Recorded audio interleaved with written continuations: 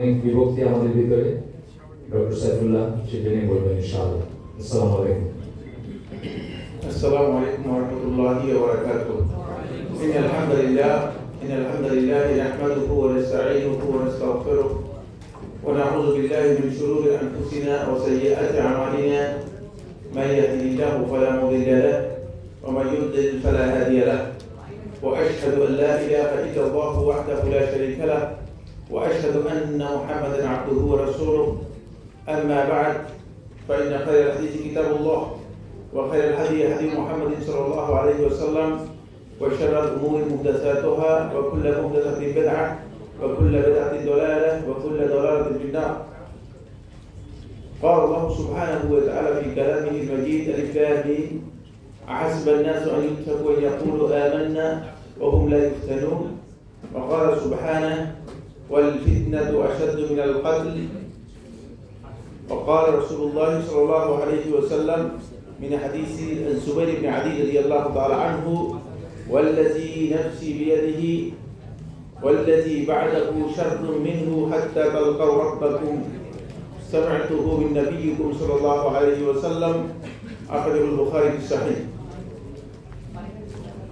আজকের এই Bashundhara education centre বসুন্ধরায় আয়োজিত গুরুত্বপূর্ণ ইসলামী হালাকার আলোচনা সভা সমাজের সভাপতি, সম্মানিত উপস্থিতি, সম্মানিত দিনী ভাই বোনেরা, অনলাইনে এবং বিভিন্নভাবে যারা আমাদের প্রোগ্রামে অংশগ্রহণ করছেন বা দেখছেন, সম্মানিত দিনী ভাই বোন, আলহামদুলিল্লাহ অত্যন্ত গুরুত্বপূর্ণ কিছু বিষয় নিয়ে ইতিমধ্যে হালাকার আলোচনা শুরু হয়েছে। যেহেতু আমাদের সময় খুব কম, খুবই একটি গুরুত্বপূর্ণ বিষয় নিয়ে আমরা আপনাদের সাথে অল্প সময়ের মধ্যে শেয়ার করার জন্য চেষ্টা করবো ইনশাআল্লাহ তাআলা। এজন্য আমি লম্বা কোনো ভূমিকা না দিয়েই সরাসরি আমার আলোচ্য বিষয় যেটি রয়েছে সেখানে চলে যাচ্ছি। ইতিমধ্যে আমাদের আলোচ্য বিষয় কোনটি সেটা বলা হয়েছে যে গোটা পৃথিবী জুড়ে ফিতনা ও বিভ্রান্তি মাঝে যুব সমাজ বা যুবকরা কিভাবে দ্বীনের উপর, সঠিক পথের উপর অবিচল থাকতে পারে বা থাকতে পারবে। প্রথম কথা হচ্ছে আসলে সমগ্র পৃথিবী, গোটা পৃথিবীটাই এখন যদি আমরা খুব ভালো করে দেখি, এটা আধুনিক প্রযুক্তির কারণে একটা গ্লোবাল ব্লেজে পরিণত হয়েছে। ফলে এখন আর পৃথিবীকে আগের মতো পৃথিবী হিসেবে কল্পনা করার কোনো সুযোগ নেই। এমন এক জায়গায় আমরা চলে এসেছি যেটাকে বলা যেতে পারে একটা সোসাইটির মতো হয়ে গিয়েছে। আজকে এখানে কি হচ্ছে আমেরিকা থেকে জানতে পারছেন, অস্ট্রেলিয়া থেকে জানতে পারছেন।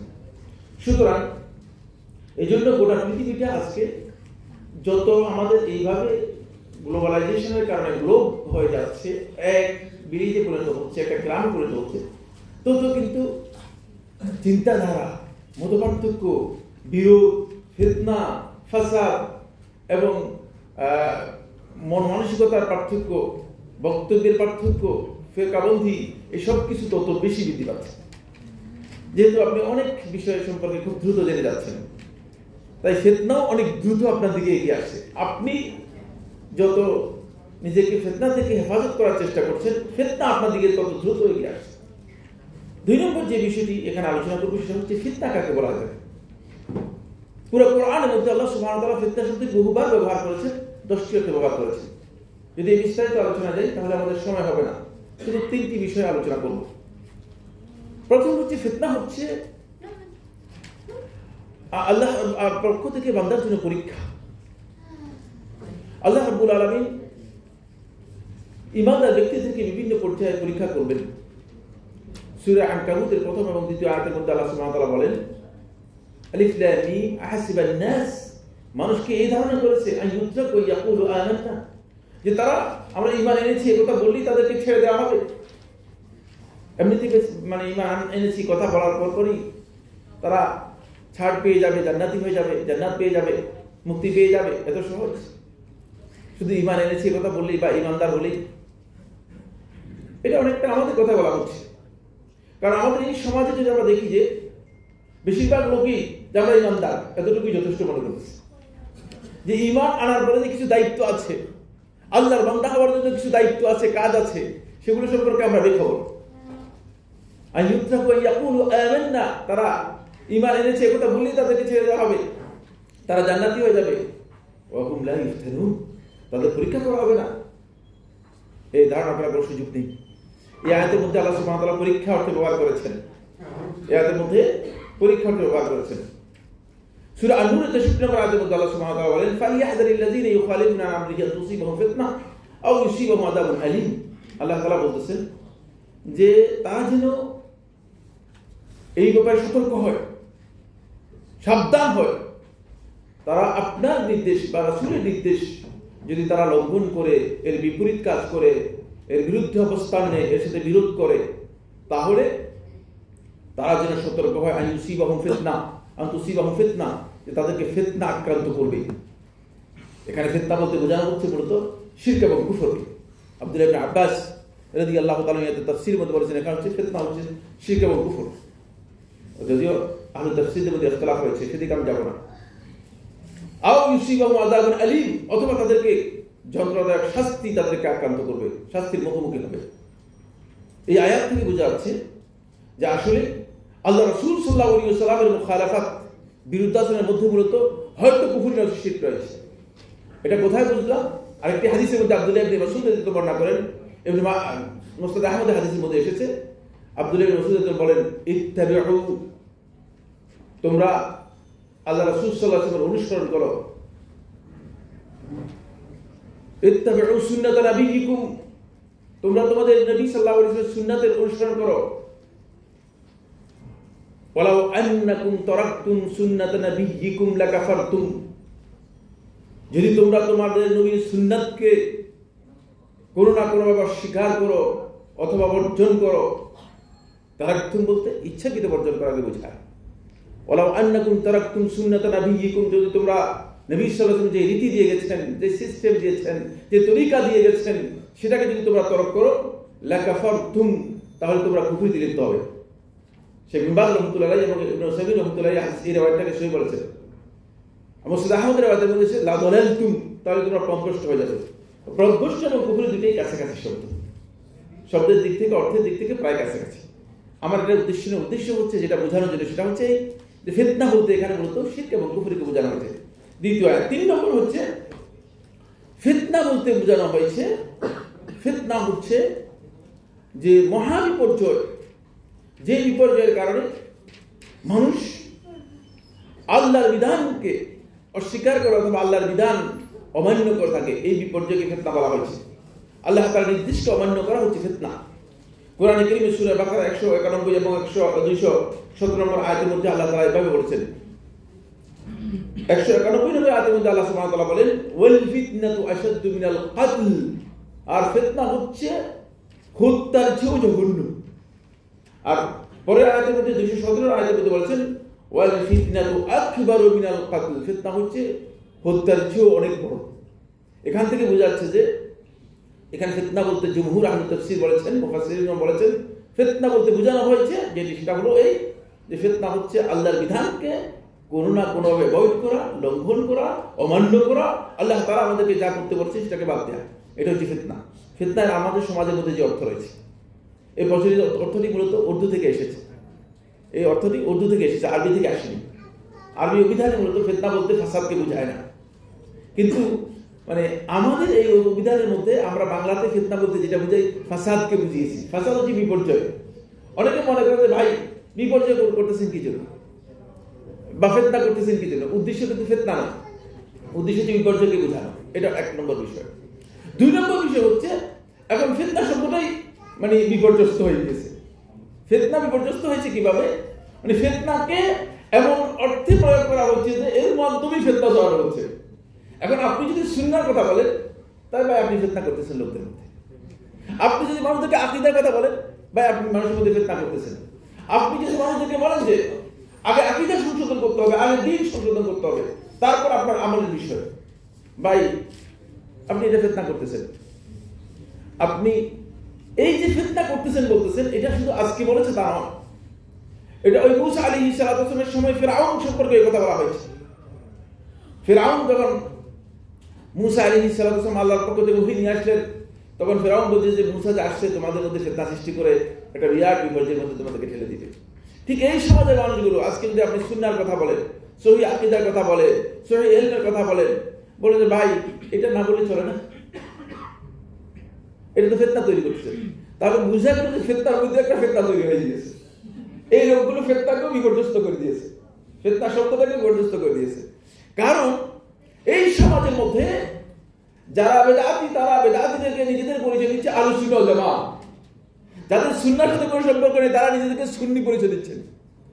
ফলে যারা আসলে ফিতনাবাজ, যারা নবী সাল্লাল্লাহু আলাইহি ওয়াসাল্লাম সুন্নাহকে বাতিল মনে করে থাকে, নবী সাল্লাল্লাহু আলাইহি ওয়াসাল্লাম সুন্নাহর অনুসরণ করে না, তারাই এই ফিতনাবাজি আজকে আপনাকে আমাকে একথা বলতেছে, ফিতনা তৈরি করতেছে।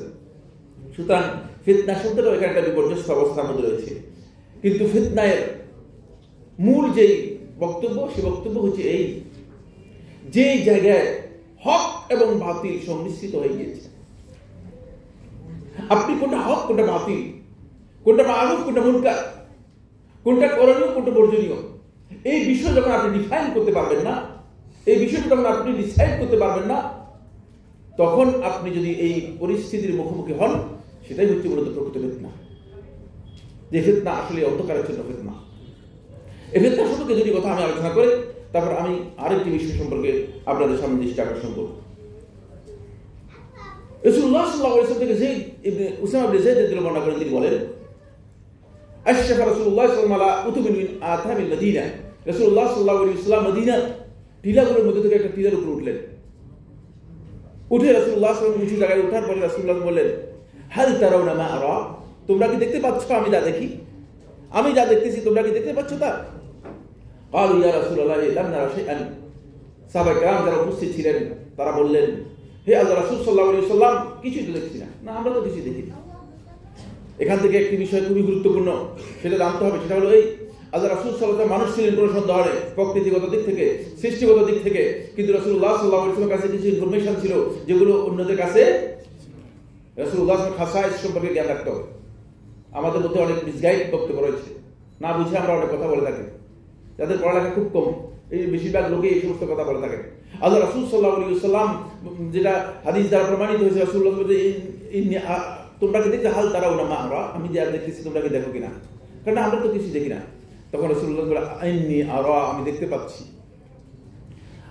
আইন্নী আরা আন্নাল ফিতনাতা তানজিল হিলাল বুয়ুতিকুম কামা কিল খাতর, যে বৃষ্টির ফোঁটার মতো তোমাদের ঘরগুলোর মধ্যে আমি দেখতে পাচ্ছি আসমান থেকে ফিতনা নাযিল হচ্ছে।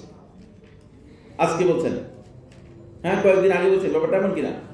না, আল্লাহ রাসূল সাল্লাল্লাহু আলাইহি ওয়াসাল্লাম জীবদ্দশায় বলে গেছেন 1450 বছর আগে ফিতনা নাযিল হবেই। এই ফিতনার ভয়াবহতা রাসূলুল্লাহ সাল্লাল্লাহু আলাইহি ওয়াসাল্লাম যাতে করে আমরা উপলব্ধি করতে পারি, যাতে করে আমরা বুঝতে পারি যে এই ফিতনার ভয়াবহতা আছে, উম্মাহ সতর্ক হতে পারে। কারণ আপনি যদি আপনার ঈমানকে হেফাজত করতে চান, আপনি যদি আপনার দ্বীনকে হেফাজত করতে চান, আপনি যদি আপনার আকীদাকে হেফাজত করতে চান, আপনার আমলকে হেফাজত করতে চান, অবশ্যই আপনাকে ফিতনা থেকে সতর্ক হতে হবে। এরপর আবু হুরায়রা বর্ণিত হাদিসের মধ্যে রাসূলুল্লাহ বলেন, বাদিরুল আমালি ফিতনান, ফিতনা আসার আগে তোমরা তোমাদের আমলগুলো ঠিক করে নাও, আমলগুলো ঠিক করে নাও, তাড়াতাড়ি আমল করো, ভালো আমল করো, নেক আমল করো। কারণ ফিতনার মধ্যে পড়ে গেলে তোমরা আমল করতে পারবে না, আমলের সুযোগ পাবে না, আমলের অবকাশ পাবে না। সেই রাসূলুল্লাহ সাল্লাল্লাহু আলাইহি ওয়াসাল্লাম বলতেছেন, ইউসবিহু রাজুলু ফিহা মুমিনান ওয়া ইউমসি কাফিরা, যে এমন ফিতনা তোমাদের মধ্যে আসবে যে ফিতনার কারণে একজন ব্যক্তি সকালবেলা ঈমানদার থাকবে, সন্ধ্যাবেলায় কাফের হয়ে যাবে। ওয়া ইউমসি রাজুলু ফিহা মুমিনান, বিকালবেলায় মুমিন থাকবে, ওয়া ইউসবিহু কাফিরান, সকালবেলায় কাফের হয়ে যাবে। এই ভয়াবহ ফিতনা মানে আজকে মূলত আজকের এই পৃথিবী জুড়ে, গোটা পৃথিবী জুড়ে এই ভয়াবহ ফিতনা আজকে বিদ্যমান আছে, চালু হয়ে গেছে। প্রচুর ফিতনা আমাদের মধ্যে রয়েছে। আমরা যখন ফিতনার বিষয় নিয়ে কথা বলবো ইনশাআল্লাহ তাআলা বুঝে আসবে। এখানে একটা আলোচনার মধ্যে বিষয় দেওয়া হয়েছে, সেটা হলো এই যুবকদের কথা বলা হয়েছে। শিরোনামের মধ্যে যুবকদেরকে বেশি প্রায়োরিটি দেওয়া হয়েছে। এর কারণ হচ্ছে যুবকদের বিষয়ে ইসলাম গুরুত্ব দিয়েছে বেশি। আপনার গোটা জীবনের ব্যাপারে প্রশ্ন করা হবে, আবার স্পেশালি আপনার যৌবনকাল সম্পর্কে প্রশ্ন করা হবে। ওয়ান শাবাবি ফি বাবলা, তার যৌবন সম্পর্কে প্রশ্ন করা হবে। যৌবনটা আপনি আসলে কোন কাজে কি করেছেন, কোন কাজে যৌবনটা পুরাতন করেছেন, নষ্ট করেছেন, ব্যয় করেছেন, যৌবন সম্পর্কে প্রশ্ন করা হবে আলাদা। এই জন্য খুব গুরুত্বপূর্ণ, যৌবনের বিষয়টি খুবই গুরুত্বপূর্ণ। ফলে যৌবনের ইবাদত আপনাকে আল্লাহ রাব্বুল আলামিনের আরশের নিচে ছায়া দেওয়ার জন্য আপনাকে সুযোগ করে দিবে। আল্লাহ তাআলা আরশের নিচে ছায়া পাওয়ার আপনাকে সুযোগ পেয়ে যাবে। এই কারণে যুবকদেরকে বেশি গুরুত্ব দেওয়া হয়েছে, যুবকদেরকে বেশি গুরুত্ব দেওয়া হয়েছে। কারণ যুব সমাজ, যুবকরা যেটা করতে পারে সেটা বালক যারা আছে তারা করতে পারবে না, বৃদ্ধ যারা আছে তারা করতে পারবে না। আর আমাদের এই সমাজে আপনারা দেখতে পেয়েছেন, যত দ্রুত যুবকদের রক্ত গরম করা যায়, এমন স্লোগান দেয়া যায় যে স্লোগানের মাধ্যমে মানে যুবকদেরকে উস্কানি দিয়ে তাদেরকে প্রয়োজনে আগুন প্রচন্ড অগ্নিকুণ্ডের মধ্যে দেখবে যে অগ্নিকুণ্ডে ঝাঁপ দেওয়ার জন্য বলে ঝাঁপ দিয়ে দিবে। এই অবস্থা একটু উস্কে দিতে পারলেই হলো। এই কারণে যুবকদের বিষয়টি খুবই ইম্পর্টেন্ট। যুবকদেরকে যদি ঠিক করা যায়, সেই সমাজের সমস্ত মানুষদেরকে ঠিক করা সম্ভব। আর যেখানে যুবকদেরকে ঠিক করা যাবে না, সেখানে যুবকরা সমাজের ক্ষতি করার কারণ হতে পারে। আসুন এরপরে যে পয়েন্টটি কথা বলবো সেটা হচ্ছে এই ফিতনা সম্পর্কে জানার আগে, কারণ ফিতনা সম্পর্কে জানার আগে একটি বিষয় খুবই গুরুত্বপূর্ণ জানতে হবে। সেখানে হচ্ছে এখানে মৌলিক মূলনীতি রয়েছে কিছু, এগুলো হচ্ছে চূড়ান্ত বাস্তব সত্য। এই বাস্তব যে মানে হাকায়েক, বাস্তব যে বিষয়গুলো আছে সেই বিষয়গুলো সম্পর্কে যদি আমরা ধারণা না রাখি তাহলে আমরা একটু ভুলের মধ্যে থেকে যাব। 1 নম্বর পয়েন্ট সেটা হলো ফিতনা ইমানদারদের জন্য অবশ্যম্ভাবী ও অপরিহার্য বিষয়। এর অর্থ কি? অর্থ হচ্ছে আপনি ফিতনা থেকে বেঁচে যাবেন এই সুযোগ আছে? ফিতনা থেকে পরীক্ষা দিয়ে উত্তীর্ণ হয়ে আপনাকে ইমানদারদের মানে আসতে হবে, গ্রেডে আসতে হবে, কোনোভাবেই এড়িয়ে যেতে পারবেন না। আপনি এই কথা বলার সুযোগ নাই যে আপনি ফিতনার মুখোমুখি হবেন না। প্রত্যেক ইমানদার ব্যক্তি ইমান আনার পরে যদি তিনি জান্নাত লাভ করতে চান, আল্লাহ তাআলার সন্তুষ্টি লাভ করতে চান, তাহলে তাকে অবশ্যই কি করতে হবে? ফিতনার মুখোমুখি হতে হবে। সুতরাং এই কথা ধারণা করার সুযোগ নেই যে ফিতনা থাকবে না, আদৌ এই কথা বলার সুযোগ নেই। ফিতনা থাকবেই, ফিতনা অপরিহার্য। আপনাকে এই ফিতনার মধ্যেই পরীক্ষা দিয়ে আপনাকে কি করতে হবে? পুরস্কার নিতে হবে। পরীক্ষা দিয়ে আপনাকে গ্রেডে আসতে হবে, ইমানের গ্রেডে আপনাকে উত্তীর্ণ হতে হবে। সুতরাং এই ফিতনা অপরিহার্য, এখান থেকে বাঁচার কোনো উপায় নেই। আল্লাহ সুবহানাহু ওয়া তাআলা ইমানদারদেরকে ফিতনার কথা বারবার বলেছেন। এটা আল্লাহ রাব্বুল আলামিনের সুন্নাহ। দুনিয়ার সবকিছু ক্ষেত্রেই মানুষের যখন গ্রেড নির্ণয় করা হয়ে থাকে, যখন তাকে কোয়ালিফাই করা হয়ে থাকে, তখন তার একজন মানুষের গ্রেড দেওয়ার জন্য তার কিছু না কিছু পরীক্ষা থাকবেই, পরীক্ষা থাকবেই। সবসময় আপনি একই ক্লাস থাকবেন না। সুতরাং ইমানদার যদি তার ক্লাস চেঞ্জ করতে হয়, একটু গ্রেডে উঠতে হয়, তাহলে তাকে পরীক্ষা দিতে হবে। 2 নম্বর হচ্ছে নির্ভেজাল ও নিখাত কল্যাণ ও নিরাপত্তা। আগামীতে নিশ্চিত হয়ে যাবে, আসবে, মানে এই ধরনের আশা করার কোনো অবকাশ নেই। আপনি কথা মনে করেন না যে সামনে আরো ভালো হবে, এর সুযোগ নেই। আপনারা হয়তো অনেকের চোখ টোক একটু ভিন্ন ভিন্ন হয়ে যাচ্ছে, বড় বড় হয়ে যাচ্ছে, মনে করছে কি বলতেছে। হ্যাঁ, তাই বাস্তব, তাই বাস্তব। আপনি এগুলো ধারণা করার সুযোগ নেই যে আগামীতে অনেক ভালো কিছু হয়ে যাবে। আমরা যা ছিলাম খুব খারাপ ছিলাম, আর আগামীতে আরো ভালো হয়ে যাবে। কারণ যে সময়গুলো আসতেছে আপনার কাছে, সেগুলো পিছনের যে সময় অতিক্রম করে গেছে তার চেয়ে জঘন্য হতে পারে। এবং এই সব কিছুর মধ্যে ফিতনা এবং বিভিন্ন ধরনের ভয়াবহতা থাকবেই, বিপদ থাকবেই। জুবাইর ইবনে আদি রাহিমাহুল্লাহ তাআলা বর্ণনা করেন, তিনি বলেন, আতাইনা আনাস ইবনে মালিক রাদিয়াল্লাহু তাআলা আনহু, আমরা আনাস ইবনে মালিক রাদিয়াল্লাহু তাআলার কাছে আসলাম।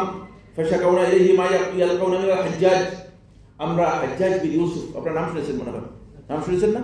হাজ্জাজ বিন ইউসুফের নাম শুনেছেন? খুব ভালো মানুষ ছিল, ঠিক না? কি ব্যাপার, কি বলতেছেন আপনারা? অনেক দুর্দর্শ একজন ব্যক্তি ছিল, শুধুমাত্র হাত দিয়ে ইশারা করে হত্যা করে দিত মানুষদেরকে। তো হাজ্জাজ বিন ইউসুফের এই যে কর্মকাণ্ড যা তার কাছ থেকে আমরা পেলাম, এগুলোর ব্যাপারে আসে আনাস ইবনে মালিক রাদিয়াল্লাহু আনহু তখন জীবিত ছিলেন। আমরা তার কাছে এসে অভিযোগ বললাম যে আমাদের অবস্থা তো খুব খারাপ, কিছু বলতেও পারি না, আর কিছু বললে হাত ইশারা করে কেটে দেয়। তখন আনাস ইবনে মালিক রাদিয়াল্লাহু আনহু বললেন, ইসবিরু, তোমরা ধৈর্য ধারণ করো, ফাইনাহু লা ইয়াতি আলাইকুম জামান, যে তোমাদের সামনে আরো যে সময় আসতেছে, ইল্লা ওয়াল্লাযী বা'দাহু শাররুম মিনহু, এরপরে যেটা আসছে এটা আরো বেশি জঘন্য, আরো বেশি বিপজ্জনক, আরো বেশি ক্ষতির কারণ, আরো বেশি ক্ষতিকর। হাত্তা তালকাউ রাব্বাকুম, তোমাদের রবের সাথে সাক্ষাৎ করা পর্যন্ত। সামি'তুহু বিন নবিয়্যিকুম সাল্লাল্লাহু আলাইহি ওয়াসাল্লাম, এই বক্তব্য আমি নিজে বলছি না, মুহাম্মদ সাল্লাল্লাহু আলাইহি ওয়াসাল্লামের কাছ থেকে শুনেছি, এটি রাসূলুল্লাহ সাল্লাল্লাহু আলাইহি ওয়াসাল্লাম আমাদেরকে বলে গেছেন। সুতরাং সামনে যে সময় আসতেছে আমরা ধারণা করতেছি খুব ভালো হবে, নির্ভেজাল মানে প্রশান্তি এবং নিরাপত্তার সময়, নাকি না? এটা আল্লাহ রাসূল সাল্লাল্লাহু আলাইহি ওয়াসাল্লাম বলে গেছেন। এটা হওয়ার সম্ভাবনা নেই। এই 2 নম্বর পয়েন্ট, এটা মাথায় নিতে হবে। বুঝতে পেরেছেন কিনা? এটা মাথায় নিতে হবে। আসেন, এই হাদিস সহিহ বুখারীর মধ্যে এসেছে। সময়ের কারণে আমরা আর হাদিসের অন্য বিষয় নিয়ে আলোচনা করতে চাচ্ছি না। এরপরে যে পয়েন্টটি, সেটাও খুবই গুরুত্বপূর্ণ। সেটা হচ্ছে এখানে আল্লাহ রাসূল সাল্লাল্লাহু আলাইহি ওয়াসাল্লাম আরেকটি হাদিসের মধ্যে বলেছেন, আব্দুল্লাহ ইবনে মাসউদ বর্ণনা করেন, তিনি বলেন, লা ইয়াতি আলাইকুম ইয়াউমুন ইল্লা ওয়া হুয়া শাররুম মিনাল ইয়াউমিল্লাযী কানা ক্বাবলাহু।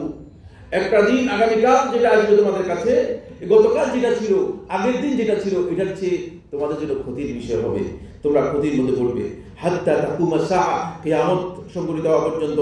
লাস্তু আনি রাফাআন মিনাল আইশি ইউসিবুহু, একথা আমি বুঝাচ্ছি না। আব্দুল্লাহ ইবনে মাসউদ বলতেছেন, একথা আমি বুঝাচ্ছি না যে এটা দ্বারা তোমাদের জীবন যাপনের যে স্বাচ্ছন্দ্য আছে, জীবন যাপনের যে ভালো অবস্থা আছে, এইটার ক্ষতি হবে, এটা বুঝাচ্ছি না। ওয়ালা মালান ইউফিদুহু, যে তোমাদের সম্পদ যেগুলো তোমরা অর্জন করবে সেটা আমি বুঝাচ্ছি না। ওয়ালাকিন লা ইয়াতি আলাইকুম ইয়াউমুন ইল্লা ওয়া হুয়া আকাল্লু ইলমান। খুব ভালো করে খেয়াল করুন, তোমাদের যে সামনের দিনগুলো আসবে, ওই গত দিনের চেয়ে, আগের দিনের চেয়ে তোমাদের ইলমের দিক থেকে, আমলের দিক থেকে সেটা অনেক দুর্বল হবে, কম হবে। মিনাল্লাযী মাদা ক্বাবলাহু, আগে যে দিনটা গেছে সেই দিনে থেকে। ফাইজা যাহাবাল উলামা, এইভাবে যখন আলেমরা আস্তে আস্তে করে চলে যাবে, বুঝা যাচ্ছে যে এইভাবেই একদিনের পর একদিন, একদিনের পর একদিন আলেমরা চলে যাবে, ইলম চলে যাবে। ফাইজা যাহাবাল উলামা, যখন আলেমরা চলে যাবে, তখন ইস্তাওয়ান নাসু, মানুষ সবগুলো সমান হয়ে যাবে। মানুষ সমান হয়ে যাওয়ার অর্থ হচ্ছে মানুষ কারোর কাছে ইলম থাকবে না, কারোর কাছে কি থাকবে না? ইলম থাকবে না, সবাই সমান হয়ে যাবে। ফালা ইয়ামুরুনা বিল মা'রুফ, কেউ ভালো কাজের আদেশ করবে না। ওয়ালা ইয়ানহাউনা আনিল মুনকার, কেউ খারাপ কাজ থেকে মানুষদেরকে নিষেধ করবে না। ফাইন্দা যালিকা ইয়াহলাকুন, এই সময় তারা সবাই ধ্বংস হয়ে যাবে, ধ্বংসের দিকে ধাবিত হবে। সুতরাং এই হাদিস থেকে বোঝা যায়, এই হাদিসটি ইমাম ইবনে আবি শাইবা এবং ইয়াকুব ইবনে শাইবা রাহিমাহুল্লাহ তাআলা দুইজনই তাদের মুসান্নাফে মধ্যে বর্ণনা করেছেন, এবং হাফিজ ইবনে হাজার রাহমাতুল্লাহ ফাতুল বারীর মধ্যে হাদিসটি হাসান বলেছেন। এখান থেকে বোঝা যায় যে সামনে যে দিনগুলো আমাদের জন্য আসবে, এটা আমাদের জন্য একেবারে নির্ভেজাল বা নিষ্কলুষ, একেবারে ভালো সময় আসবে, এই আশা করার সুযোগ কি নেই, সুযোগ নেই। এটা কত নম্বর পয়েন্ট আলোচনা করলাম? 2 নম্বর পয়েন্ট। একটু খেয়াল করে শুনতে হবে। 2 নম্বর পয়েন্ট। 3 নম্বর পয়েন্ট। 3 নম্বর পয়েন্ট হচ্ছে যেটা, সেটা হলো উম্মার বিভক্তি এমন একটি বিষয় যা থাকবে, কোনোভাবেই তা তুলে দেওয়া যাবে না বা মুছে দেওয়া যাবে না। আজকে মানুষদেরকে ঐক্যের কথা বলা হচ্ছে। তো আমাকে একজন বলে যে, ভাই মুসলমানদের মধ্যে কেন ঐক্য করতে পারতেছি না আমরা? আমরা ঐক্য করার দায়িত্বটা আপনাকে কে দিয়েছে? রাসূলুল্লাহ সাল্লাল্লাহু আলাইহি ওয়াসাল্লাম হাদিসের মধ্যে বলেছেন, ওয়াসাদাফতার উম্মতি আলা 73 ফিরকা, অচিরেই আমার উম্মত 73 ফিরকা ভাগ হয়ে যাবে। আর আপনি বলতেছেন ঐক্য হবে?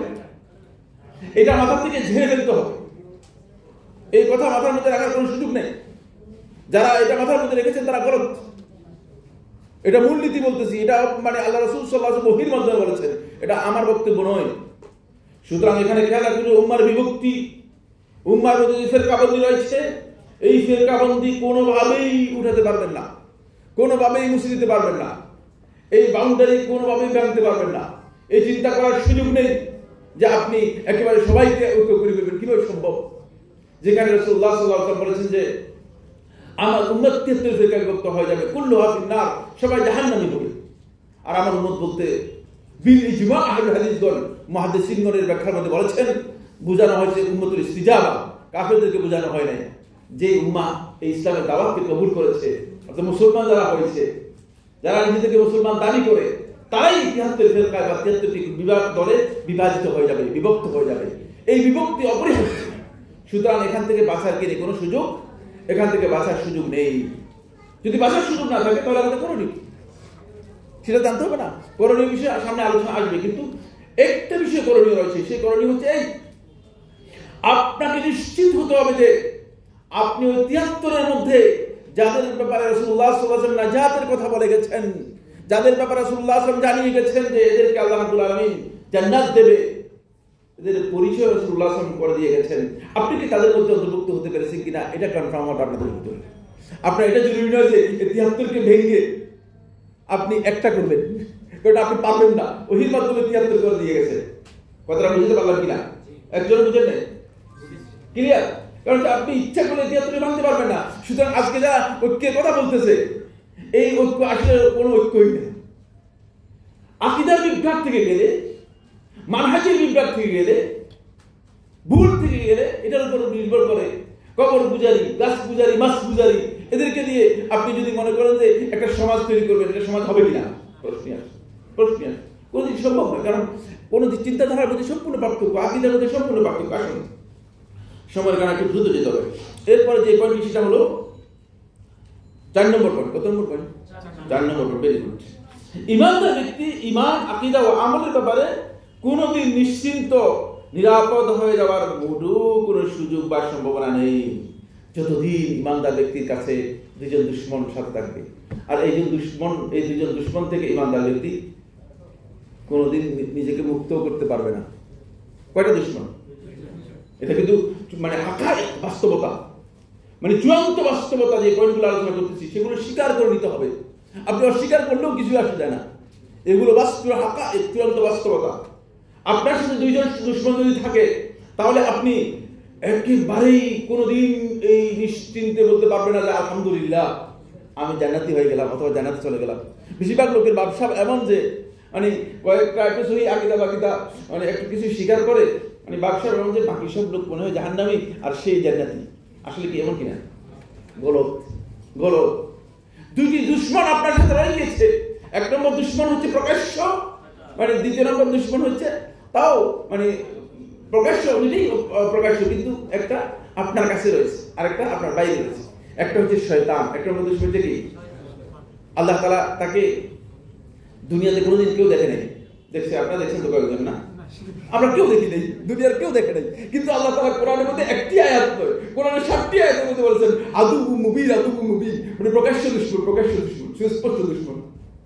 কারণ সে শত্রুতা আজকে করে নাই, সে আদম আলাইহিস সালাম থেকে শুরু করে শত্রুতা শুরু করেছে। একেবারে প্রথম থেকে শত্রুতা শুরু করেছে।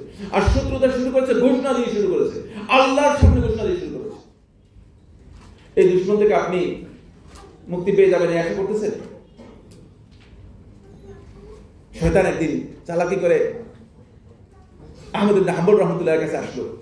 এসে আহমদ ইবনে হাম্বল রাহমাতুল্লাহ যখন মানে কোন একটা বিষয় নিয়ে চিন্তা করতেছিলেন মৃত্যুর কাছাকাছি সময় বা মৃত্যুর সময়, শয়তান বলল যে আহমদ তুমি অনেক সৌভাগ্যবান, তুমি শয়তান থেকে নিজে মুক্তি পেয়ে গেছো এবং জান্নাতের রাস্তায় তুমি চলে এসেছো।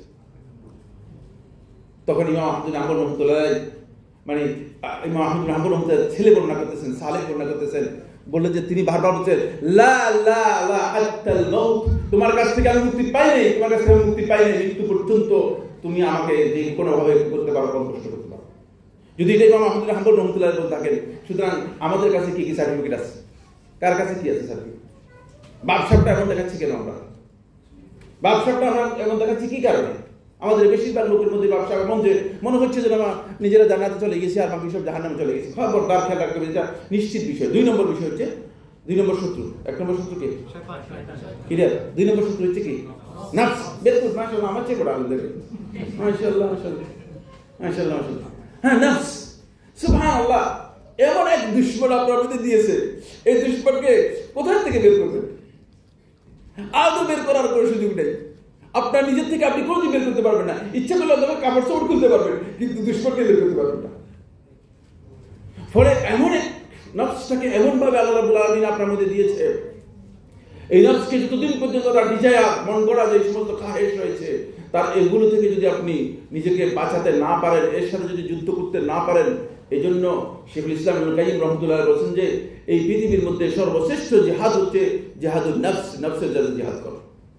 নফসের সাথে জিহাদ যে ব্যক্তি করে নিজে ঈমানের মানে উত্তীর্ণ হতে পারে নাই, আল্লাহর কসম, সে শয়তানের সাথে জিহাদ করতে পারবে না, কাফেরদের সাথে জিহাদের প্রশ্নই আসে না। আর তাই হচ্ছে আজকে তো আপনারা জিহাদ জিহাদ জিহাদ চাই, জিহাদ করে বাঁচতে চাই, কিন্তু নিজের নফসকেও কি করতে পারে নাই, নিজের আনুকূল্যে আনতে পারেন নাই, বরং নফসের আপনি গোলাম হয়ে দাঁড়িয়ে আছেন। এই যে মৌলিক সত্য বিষয়গুলো আমাদেরকে জানার পরে আমাদেরকে এখন যে বিষয়টি আমি আপনাদের সামনে পেশ করবো সেটা হচ্ছে এই আল্লাহ তাআলার সবচেয়ে বড় যে নিয়ামত, সেই নিয়ামত হচ্ছে আমাদের উপর ইসলাম। বন্ধুগণ, এই বাস্তবতার পরে একটি পয়েন্ট কথা বলবো, সেটা হলো এই ফিতনা এবং এই যে বিপর্যয়, এগুলো বা বিভ্রান্তি, এগুলো আমরা ইসলাম গ্রহণ করার পরে কেন নিজেদের উপরে আশঙ্কা করতেছি? কেন আশঙ্কা করতেছি? কি কারণ? আমি তো আলহামদুলিল্লাহ নামাজ পড়তেছি, রোজা রাখতেছি, সিয়াম করতেছি, সবই করতেছি, তাহলে আমার আশঙ্কা কেন? সহিহ বুখারী হাদিসের মধ্যে এসেছে, আয়েশা রাদিয়াল্লাহু আনহা বর্ণনা করেন, তিনি বলেন, কানা রাসূলুল্লাহ সাল্লাল্লাহু আলাইহি ওয়াসাল্লাম ইউকসির আদ-দুআ, রাসূলুল্লাহ এই দোয়াটি বেশি করে পড়তেন, আল্লাহুম্মা ইয়া মুকাল্লিবাল কুলুব সাব্বিত কলবি আলা দীনিক। হে অন্তরসমূহের পরিবর্তনকারী, ইয়া আল্লাহ আমাদের রব, সাব্বিত কলবি আলা দীনিক, আপনি আমার অন্তরকে আপনার দ্বীনের উপর অবিচল অটুট রাখুন, ঠিক রাখুন। فقالت عائشة قلت يا رسول الله, আমি আয়েশা রাদিয়াল্লাহু বলেন, আমি বললাম, হে আল্লাহর রাসূল সাল্লাল্লাহু আলাইহি ওয়াসাল্লাম, আপনি কি ভয় করতেছেন যে আল্লাহ রাব্বুল আলামিন আপনার যার মাধ্যমে আমরা হিদায়াত লাভ করেছি, যিনি হিদায়াতের রাস্তা আমাদেরকে দেখাচ্ছেন, যার মাধ্যমে আমরা দ্বীন লাভ করেছি, আপনি কি ভয় করতেছেন যে আল্লাহ রাব্বুল আলামিন আপনার অন্তরটাকে আল্লাহ রাব্বুল আলামিন কি করে দিবেন, আবার হিদায়াতের পরে বিভ্রান্তি থেকে আপনার অন্তরটাকে পরিবর্তন করে দিবেন? খুব ভালো প্রশ্ন, বুঝতে পেরেছেন কিনা? আয়েশা রাদিয়াল্লাহু প্রশ্ন করলেন, আল্লাহ রাসূল সাল্লাল্লাহু আলাইহি ওয়াসাল্লাম আপনি কি ভয় করতেছেন?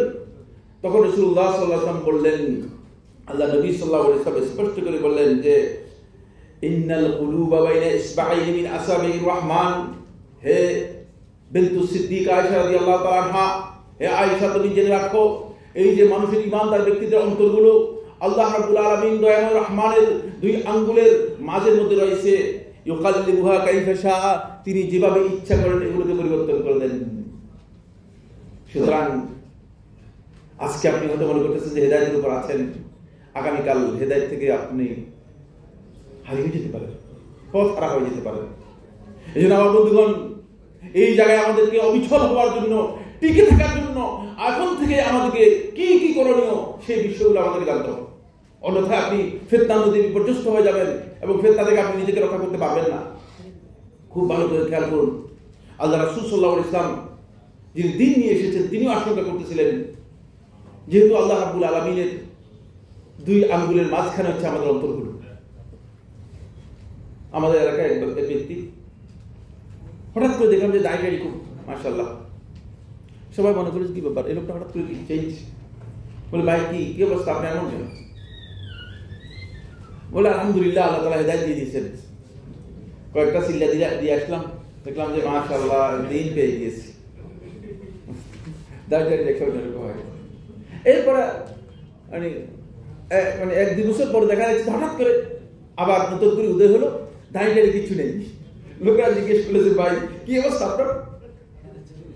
বলছে শুনেন, এই সমস্ত কিচ্ছু না ভাওতাবাজি, আল্লাহ বলতে কিছু নেই।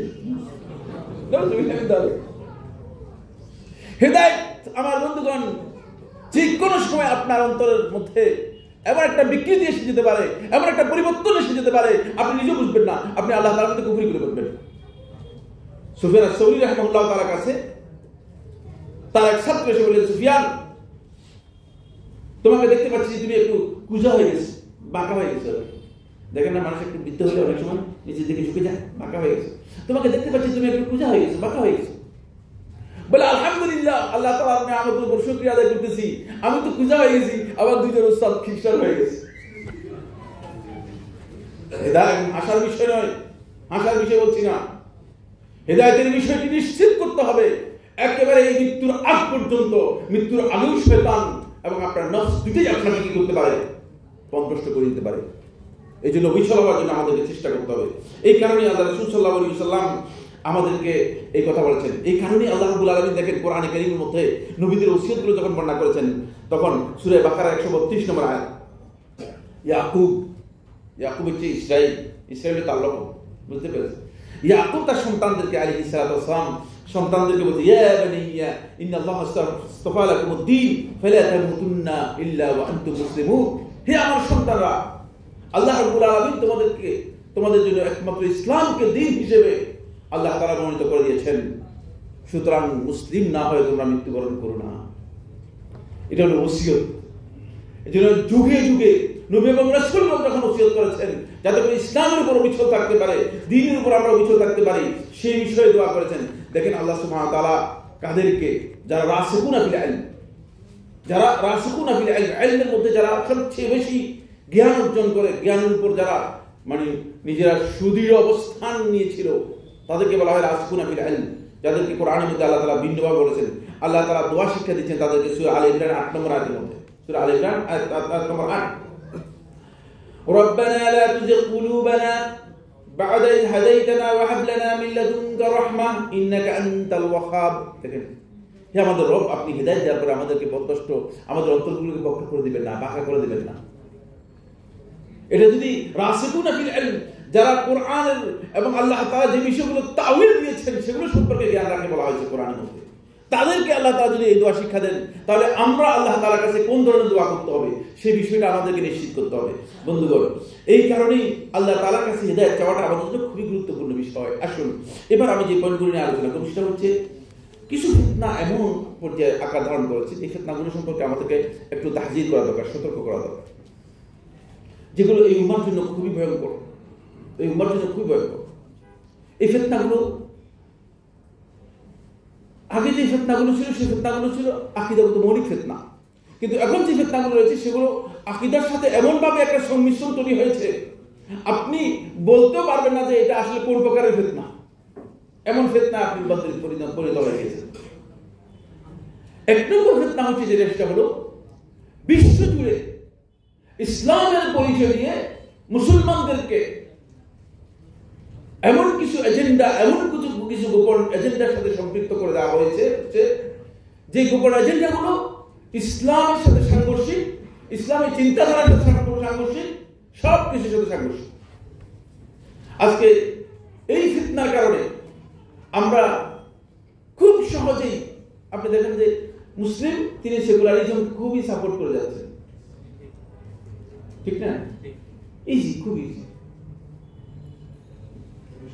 আখিরাতে বিশ্বাস কোথায়? কিছুই তো নেই। ইবাদতের বিশ্বাস কোথায়? কিছুই তো নেই। প্রচলিত যতগুলো ইজম আছে সমস্ত ইজমের মধ্যেই আপনি মুসলিমদেরকে দেখবেন যে মুসলিমরাই সেগুলো নিয়ে খুব হইচই করতেছে। একটা ইজম গণতন্ত্র, আদৌ কেউ কে স্টাডি করেছে, গবেষণা করেছে যে গণতন্ত্র কি জিনিস, এর মানে চেতনা কি, এর আকীদার মৌলিক বিষয় কোথায়, আদৌ কি ইসলাম সেটাকে সমর্থন করে কি করে না, এই বিষয়গুলো আমাদের কাছে মোটেও স্টাডি নেই। কিন্তু আমরা এমন ভাবে নির্দ্বিধায় এগুলোর সাথে যুক্ত হয়ে আছি যে অসুবিধা নেই, ইসলামের সাথে এগুলো কোনো সাংঘর্ষিক কিছুই না, খবর নেই, যে খবর। এই ফিতনা আমাদেরকে মানে ব্যাপকভাবে আমাদেরকে ছেয়ে আছে। দ্বিতীয়, আমাদের যুবকদের মধ্যে যে ফিতনা, ভয়াবহ ফিতনা রূপান্তরিত হয়েছে সেটা হচ্ছে এই ইসলামের মৌলিক আকীদার বিষয়গুলো না জানার কারণে কারা ইসলামের পক্ষের লোক, কারা ইসলামের পক্ষের লোক নয়, এটাও আমরা জানি না। শিয়া রাফিজি সম্প্রদায়, তারা এই পৃথিবীতে কিয়ামত পর্যন্ত যদি কেউ বলে থাকে যে ইসলামের পক্ষের শক্তি, বিশ্বাস করবে না, কারণ তারা ইসলামের জন্য কোনো কিছুই করবে না। দুর্ভাগ্যের বিষয় হচ্ছে যে আমাদের সমাজে আমরা অনেকে দেখতে পাচ্ছি, যা আমাদের যে সমস্ত ভাই বন্ধুরা আছেন বেশিরভাগই আমরা লক্ষ্য করছি, তারা এই যে ফিলিস্তিন এবং সিরিয়া, ইরাক, জর্দান এই অঞ্চলে যে একটা বিশাল বিভ্রাট রয়েছে, এগুলো সম্পর্কে তাদের অনেকের জ্ঞান নেই। কারণ এটা একটা খুবই সূক্ষ্ম বিষয় এবং এটা ফিতনা, এটা হচ্ছে বর্তমান যুগের হাকিকি ফিতনা। কোনটা হক কোনটা বাতিল, এটা শুধুমাত্র আহলুল হক যারা খালি চোখেও দেখে, চোখ বন্ধ করলেও দেখে, যারা জ্ঞান দিয়েও দেখে, তারা ছাড়া এটা বের করতে পারবে না। খুবই ক্লিয়ার বক্তব্য, তারা ছাড়া এটা বুঝবে না। এখন আপনারা হয়তো বলবেন যে মানে কিভাবে বুঝবেন?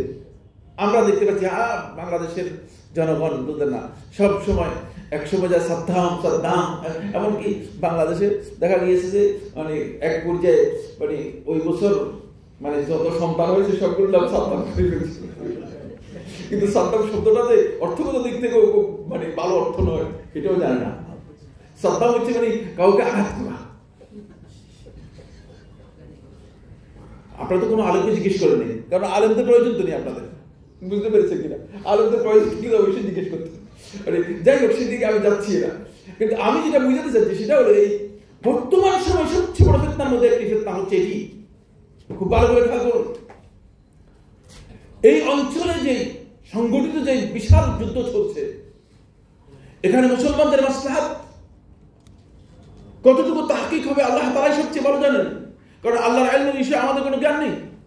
কিন্তু আপনি খবরদার এই কথা খেয়াল রাখবেন, কোনদিন রাফিজি সম্প্রদায়, কোনদিন শিয়া রাফিজি সম্প্রদায় ইসলামের জন্য, মুসলমানদের কল্যাণের জন্য তারা কোনো ভালো কাজ করবে এটা বিশ্বাস করতে পারবেন না। তাহলে আপনি আকীদাগত বিষয়ে আপনি বুঝতে পারেন নাই। দেখা যাচ্ছে যে শিয়া রাফিজিদের ব্যাপারে আমরা মানে খুবই এখন আবেগী হয়ে গিয়েছি। এই গোটা পৃথিবীর মধ্যে একমাত্র ইসলামের বন্ধু থাকলেই তো, ইসলামের সাহায্যকারী থাকলেই তো। আমার কাছে অনেকে বলতেছেন, শেখ আপনি কি বলতেছেন, আপনি আসলে মানে বুঝেন না তো, ওই জন্য আপনি এইভাবে বলেন। না, আমি করতে বুঝবো, আমার তো বুঝ অনেক কম, আসলে আমি কম যে কম, ঠিকই বলছেন। কিন্তু আল্লাহ তাআলার মেহেরবানিতে আমি গোটা বিশ্বের রাজনীতি সম্পর্কে অ্যানালাইসিস করার মতো আল্লাহ রাব্বুল আলামিন আমাকে সেই মাথার মধ্যে সেই জ্ঞান দিয়েছে, ওয়ালিল্লাহিল হামদ।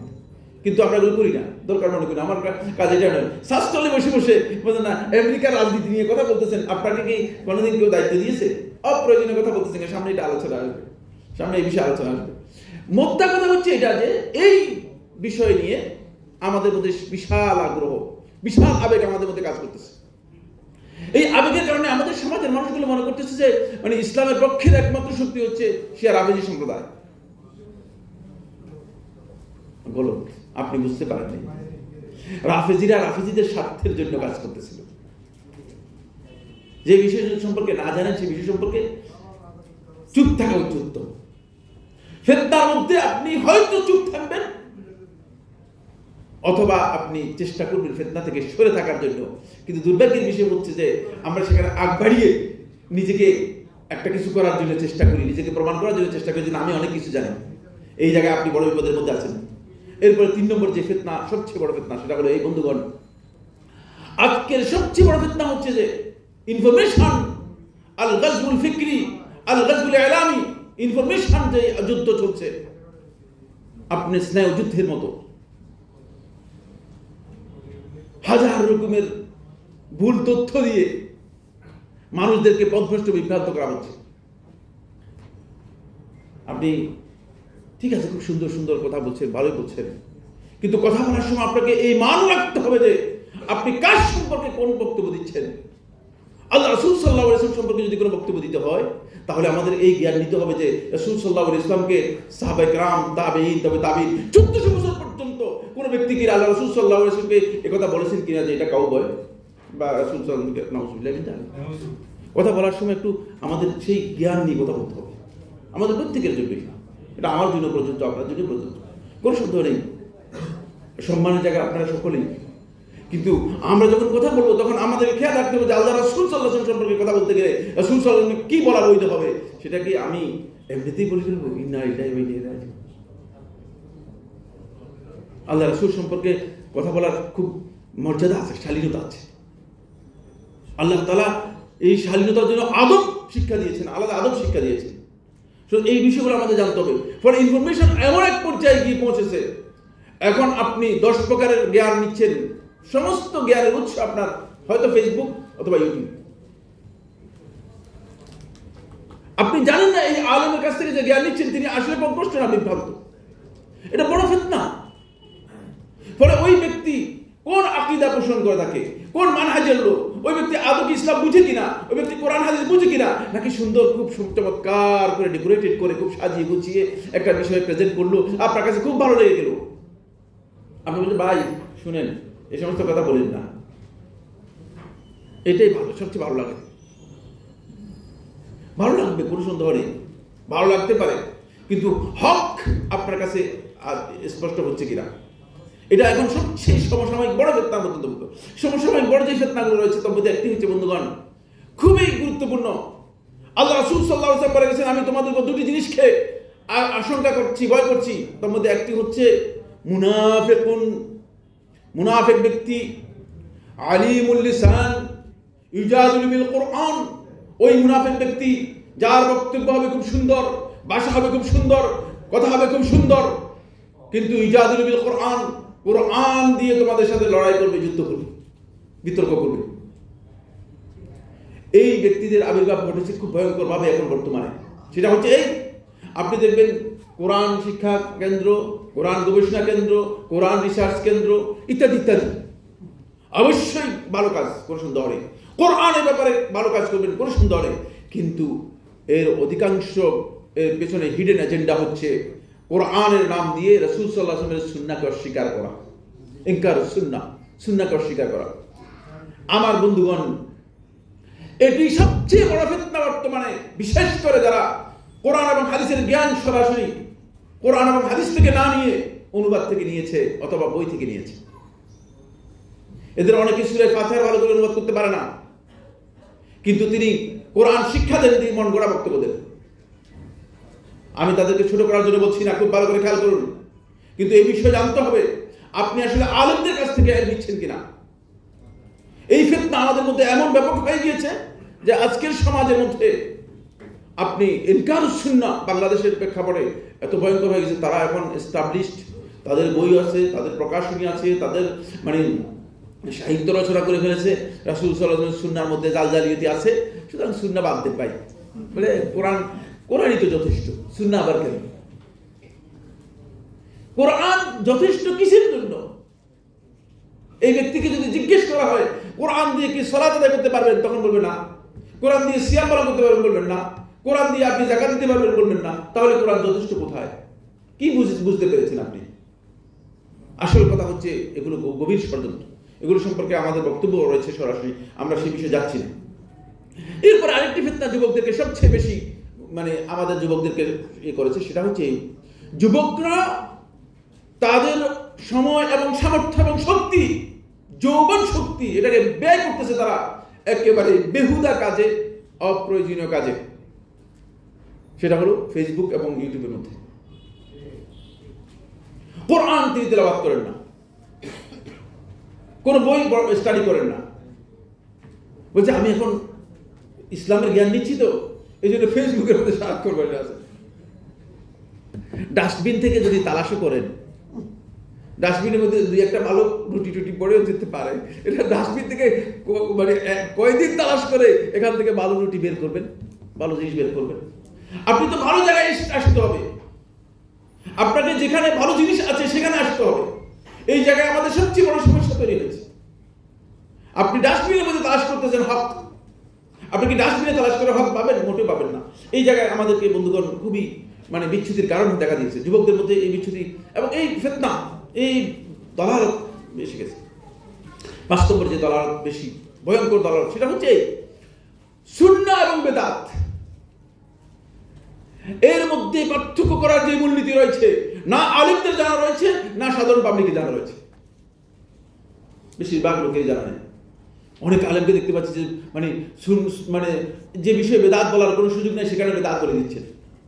অনেক লোককে দেখা যাচ্ছে যে তিনি মানে সুন্নত বানাই ফেলতেছে নিজের পক্ষ থেকে। ফলে আমরা একটা বিশাল ফিতনার মধ্যে রয়েছি। আর সুন্নাহ এবং বেদাতের মধ্যে যদি কোনো ব্যক্তি পার্থক্য করতে না জানে, সুন্নাহ এবং বেদাতের যে মূলনীতি রয়েছে, এই পার্থক্যের মূলনীতি যদি কোনো ব্যক্তির জানা না থাকে, দুটি গলদ হবে। এক নম্বর গলদ হচ্ছে তিনি বেদাত থেকে বাঁচতে পারবেন না, তিনি বেদাত থেকে বাঁচতে পারবেন না, কারণ তিনি পার্থক্য করতে পারবেন না। তো সুন্নাহ কোনটা বেদাত, তুমি বেদাত থেকে বাঁচতে পারবেন না, কোনো না কোনো ভাবে বেদাতের মধ্যে ঢুকে যাবেন, বেদাত তিনি করবেনই, এই সমস্যা। 2 নম্বর যে বিষয়টি সেটা হলো এই সুন্নাহ এবং বেদাতের মধ্যে পার্থক্য।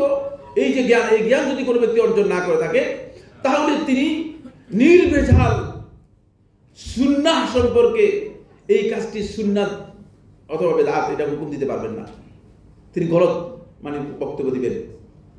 এখানে সবচেয়ে বড় যে কারণ, সেই কারণ হচ্ছে এই, আমার বন্ধুগণ, আমাদের আলেমদের মাঝে সুন্নাহ এবং বেদাতের ব্যাপারে এমনভাবে তাদের কাছে মূলনীতি জানা না থাকার কারণে একটাই মূলনীতি, সেটা হচ্ছে এই, আমার কাছে জিনিসটা ভালো লাগতেছে খুব, বলছে ভাই অসুবিধাটা কোথায়, অসুবিধা কোথায়? মানে সুবিধার মাসালার জায়গায় আলোচনা হবে না, আলোচনা হবে ইবাদতের ব্যাপারে, যেটা আমাদের ডক্টর আব্দুল্লাহ কাফি বলে গেছে। ইবাদতের ব্যাপারে প্রশ্ন হবে যে দলিল আছে কিনা, দলিল না থাকলে ইবাদত করাটা কি হুকুম কি হবে? হারাম। দলিল নাই তো হারাম, সহজ কথা। আসলে দলিল আছে কিনা আপনাকে সেটা কনফার্ম করতে হবে। যদি দলিল নাই তাহলে আপনার হারাম, আপনার কোনো কথা নেই, এখানে কোনো বক্তব্য নেই। এখন আপনি অসুবিধার সুবিধা এখানে তালাশ করার কোনো সুযোগ নেই। ফলে আপনি মানে বলতেছেন যে ভাই আপনি কি কারণে বলতেছেন মিলাদ বিদআত? এখানে দরুদ পড়তেছে, রাসূলুল্লাহ সাল্লাল্লাহু আলাইহি ওয়াসাল্লামের কথা উপর দরুদ পড়তেছে, রাসূলুল্লাহ দরুদের ব্যাপারে আল্লাহ তাআলা বলেছেন ইয়া আইয়ুহাল্লাযীনা আমানু সাল্লু আলাইহি ওয়া সাল্লিমু তাসলিমা, তোমরা দরুদ পড়ো, দরুদ পড়তে বলা হয়েছে। কিন্তু সে জানে না যে দরুদ আর মিলাদের মধ্যে যে আকাশ পাতাল পার্থক্য রয়েছে, দুটার মধ্যে পার্থক্য রয়েছে। এই পার্থক্যগুলো আমাদেরকে, এই মূলনীতিগুলো জানতে হবে। এটা সবচেয়ে বড় ফিতনা, বর্তমানে সবচেয়ে বড় ফিতনা এই ফিতনাগুলোর মধ্যে। সর্বশেষ বর্তমান সময়ে যুবকদের মধ্যে যে ফিতনাটি আসছে সেই ফিতনাটা আরো ভয়ঙ্কর। সেই ফিতনাটা হচ্ছে বন্ধুগণ, খেলাফত আর গণতন্ত্র নিয়ে একটা বিশাল ফিতনা তৈরি হয়েছে। অনেকে আসলে বুঝেন না, এই শব্দগুলোর পারিভাষিক অর্থ জানা নেই, প্রয়োগও জানা নেই, এই শব্দগুলো কাদের নেগেটিভ সেটাও জানা নেই। এই নেগেটিভ কে আবিষ্কার করেছে? কোথায় কোথায় না বুঝে আমরা বলে দিচ্ছি যে মানে খেলাফত করে ফেলতেছেন। খেলাফত কি জিনিস? কি করে ফেলবেন? কি করবেন সেখানে? এগুলো বুঝতে হবে। আমরা আমাদের সাথে যে বিষয়টি গুরুত্বপূর্ণ নয়, যেটা আমাদের কনসার্ন নয়, সেগুলো নিয়ে এত বেশি ব্যস্ত হয়ে গিয়েছি যে ফলে আমাদের যুবকদের মধ্যে এখন বেশিরভাগ যুবক হচ্ছে মানে খেলাফতের ব্যাপারে কিছু বলেন না কেন? ব্যবসাটা এমন যে মানে রাষ্ট্রের দায়িত্ব আমাকে দিয়েছে আর রাষ্ট্রের সংবিধান, এমনকি কেউ কেউ সংবিধান রচনা করে দিয়েছে। ইতিমধ্যে দেখেছি আমার কাছে লোকে বলছে শেখ অমুক শেখ নাকি সংবিধান রচনা করে দিয়েছে। মানে ইন্না লিল্লাহি ওয়া ইন্না ইলাইহি রাজিউন। আল্লাহ রাসূল সাল্লাল্লাহু আলাইহি ওয়াসাল্লাম কি বলেছেন? মিন হুসনি ইসলামিল মারই তারকু মা লা ইয়ানিহি। একজন সুন্দর মুসলিমের পরিচয় হচ্ছে যে সে ব্যক্তি যেটা তার সাথে কনসার্ন নয়, তার সাথে সম্পৃক্ততা নেই, তার সাথে যুক্ত নয়, সেখান থেকে সে নিজেকে কি করবে? সম্পূর্ণরূপে দূরে রাখবে, বিরত থাকবে। আমার কাছে এটা চাইনি, আমি কেন করবো? ফলে আল্লাহ সুবহানাহু ওয়া তাআলা কোরআনে কারীমে সূরা আল মুমিনুনের মধ্যে যান, দেখবেন 11টি আয়াতের মধ্যে আল্লাহ রাব্বুল আলামিন ঈমানদারদের বৈশিষ্ট্য বর্ণনা করেছেন। তার মধ্যে প্রথম বৈশিষ্ট্য হচ্ছে ওয়াল্লাযীনা হুম ফি সালাতিহিম খাশিউন, দ্বিতীয় নম্বর বৈশিষ্ট্য হচ্ছে ওয়াল্লাযীনা হুম আনিল লাগবি মুরিদুন। দেখছেন, বেহুদা কাজ থেকে যদি আপনি নিজেকে রক্ষা করতে না পারেন তাহলে আপনি মূলত এই বেহুদা কাজের মধ্যেই নিজেকে লিপ্ত রাখবেন, আপনি ক্ষতিগ্রস্ত হবেন। আচ্ছা, এই কিছু ফিতনা সম্পর্কে দৃষ্টি আকর্ষণ করলাম। সব ফিতনা এখন আলোচনা করার সময় নেই, বুঝতে পেরেছি কিনা? ফিতনা তো আল্লাহ রাসূল সাল্লাল্লাহু আলাইহি ওয়াসাল্লাম বলে দিয়েছেন, মা তারাকতু ফিতনাতান আদাররা আলা রিজালি মিন উম্মতি মিন ফিতনাতিন নিসা। নারীদের ফিতনার চেয়ে আমার উম্মতের উপর আমি আমার পরে আর কোন ক্ষতিকর জঘন্যতম ফিতনা ছেড়ে যায় নাই। নারীদের ফিতনা এমন হয়েছে যে শুধু নারী বেজাতিহি, খুব ভালো করে মানে নারী নিজেই ফিতনা। কিন্তু এখন শুধু নারীর ফিতনা নয়, বরং নারীর কাপড় চোপড়ের ফিতনাও শুরু হয়ে গেছে। নারী আছে ঠিক আছে, নারীর উপর অতিরিক্ত হয়েছে যে নারীর কাপড় চোপড় সব ঘরে রেখে চলে আসে, ভুলে সব কাপড় চোপড় ঘরে রেখে তারপর রাস্তায় আসে। বিভিন্ন জায়গায় আমাদের বলছে যে মনে হয় কাপড়ের অভাব আছে, আপনার কিছু টাকা পয়সা তুলে দিয়ে দেন। কি মানে অবস্থা! মানে কোনো বিবেকবান লোক রাস্তায় এভাবে বেরিয়ে আসবে, এটা বা কোনো মায়ের সন্তান বেরিয়ে আসবে, সেই মাটাকে আমরা চিন্তা করতে পারতেছি না। মানে আমি আমার আল্লাহর কসম, আমার বিবেকের মধ্যে এই ধরনের মানে চিন্তা কোনোদিন আসে না। এইভাবে মানুষগুলো রাস্তায় বেরিয়ে আসে। এদেরকে আল্লাহ রাসূল সাল্লাল্লাহু আলাইহি ওয়াসাল্লাম বলেন কাসিয়াতুন আরিয়াত। এই যে ফিতনা, এই সমস্ত ফিতনা এমন অবস্থা তৈরি করেছে যে যুবকদের এখন রাস্তায় বের হতে হলে হয়তো কালো চশমা দিয়ে বের হতে হবে, অথবা চোখ দুটার মধ্যে কস্টেম লাগাই বের হতে হবে। কি করবেন? চোখ তো নষ্ট হয়ে যাচ্ছে। আর যে ব্যক্তির চোখ নষ্ট হয়ে যায়, খুব ভালো করে খেয়াল করুন, আব্দুল বাসার, দৃষ্টিকে অবনমিত রাখা, সংযত করা, এটা ঈমানদার ব্যক্তিদের অন্যতম গুরুত্বপূর্ণ বৈশিষ্ট্য। আর যার চোখ নষ্ট হয়ে যাবে তার অন্তরের মধ্যে আল্লাহ রাব্বুল আলামিন দুটি জিনিস দেন না। এক নম্বর হচ্ছে হিকমত, তার অন্তরের মধ্যে আসবে না। দুই নম্বর হচ্ছে ফেরাসা আসবে না, ফেরাসা দূরদৃষ্টি আসবে না, মাহরুম হয়ে যাবে।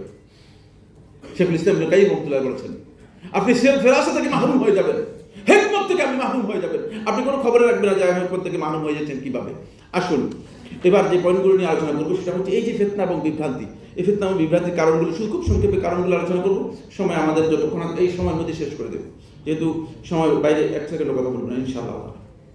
এক নম্বর কারণ, এই যে বিশাল ফিতনা, এই ফিতনাগুলোর প্রথম কারণ হচ্ছে মানুষগুলো ওহির জ্ঞানের উপর সব সময় আপনি মানুষদেরকে দেখবেন যে আকলকে অগ্রাধিকার দিচ্ছে, বিবেক বিবেচনাকে অগ্রাধিকার দিচ্ছে। আপনি যখন তার কাছে হাদিসের কথা বলবেন, আপনি যখন তার কাছে কোরআনের ইনস্ট্রাকশন বলবেন যে কোরআনে আল্লাহ তাআলা এটা বলেছেন, হাদিসে এটা বলেছেন, বলছে ভাই এটা যুক্তি তো আসে না, যুক্তিতে এটা হবে না, যুক্তি দিয়ে এটা হবে না, যুক্তিবাদী। আর সর্বপ্রথম এই পৃথিবীতে যুক্তি দিয়েছে কে? শয়তান লাআনাতুল্লাহ আলাইহি। যুক্তির কারণেই একমাত্র শয়তান যুক্তিবাদী হয়ে আল্লাহ তাআলার রহমত থেকে চিরস্থায়ী মাহরুম হয়ে গেছে, বঞ্চিত হয়ে গেছে। এখানে আমাকে খেয়াল রাখতে হবে যে যেখানে ওহী আসছে সেখানে থেমে যাবেন। কিভাবে থামবেন? আব্দুল্লাহ ইবনে রাওয়াহা রাদিয়াল্লাহু তাআলা জীবনীর মধ্যে হাফেজ শামসুদ্দিন যাহাবী রাহমাতুল্লাহি আলাইহি বলার মধ্যে বর্ণনা করেন, তিনি বলেন যে একদিন রাসূলুল্লাহ সাল্লাল্লাহু আলাইহি ওয়াসাল্লাম মসজিদে খুতবা দিচ্ছিলেন। মসজিদে কাউকে দেখতে পেলে যে তারা দাঁড়িয়ে আছে, রাসূলুল্লাহ সাল্লাল্লাহু আলাইহি ওয়াসাল্লাম বলে তোমরা বসে যাও। আব্দুল্লাহ ইবনে রাওয়াহা রাদিয়াল্লাহু তাআলা তিনি রাস্তায় আসতেছিলেন, আল্লাহ রাসূলের আওয়াজ শুনলে যে তোমরা বসে যাও, রাস্তায় বসে গেলেন, রাস্তায় বসে গেলেন। আমাদেরকে এই জায়গায় এইভাবে আসতে হবে, অন্যথায় আমরা ভুল করব। ফলে বেশিরভাগ ক্ষেত্রে আকলকে অগ্রাধিকার দেওয়া হচ্ছে। 2, আবেগ, মনের ইচ্ছাটাকে আমরা বাস্তবতার উপর অগ্রাধিকার দেওয়ার জন্য চেষ্টা করি, বাস্তবতাটা বোঝার চেষ্টা করি না।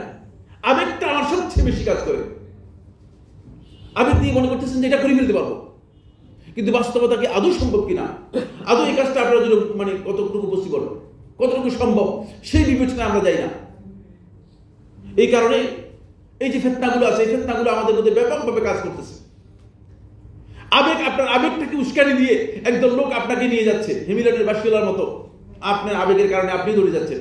বলছে সবাই বলছে ভাই এত লক্ষ লক্ষ লোক যদি জাহান্নামে যায়, আমি গেলে অসুবিধা কি? একজন আবার বলছে কত বড় চিন্তা করেন, আবেগের একটা জায়গা আছে, জাহেলের একটা আবেগের জায়গা আছে, ঠিক না? বলছে এত লক্ষ লক্ষ লোক যদি জাহান্নামে যায়।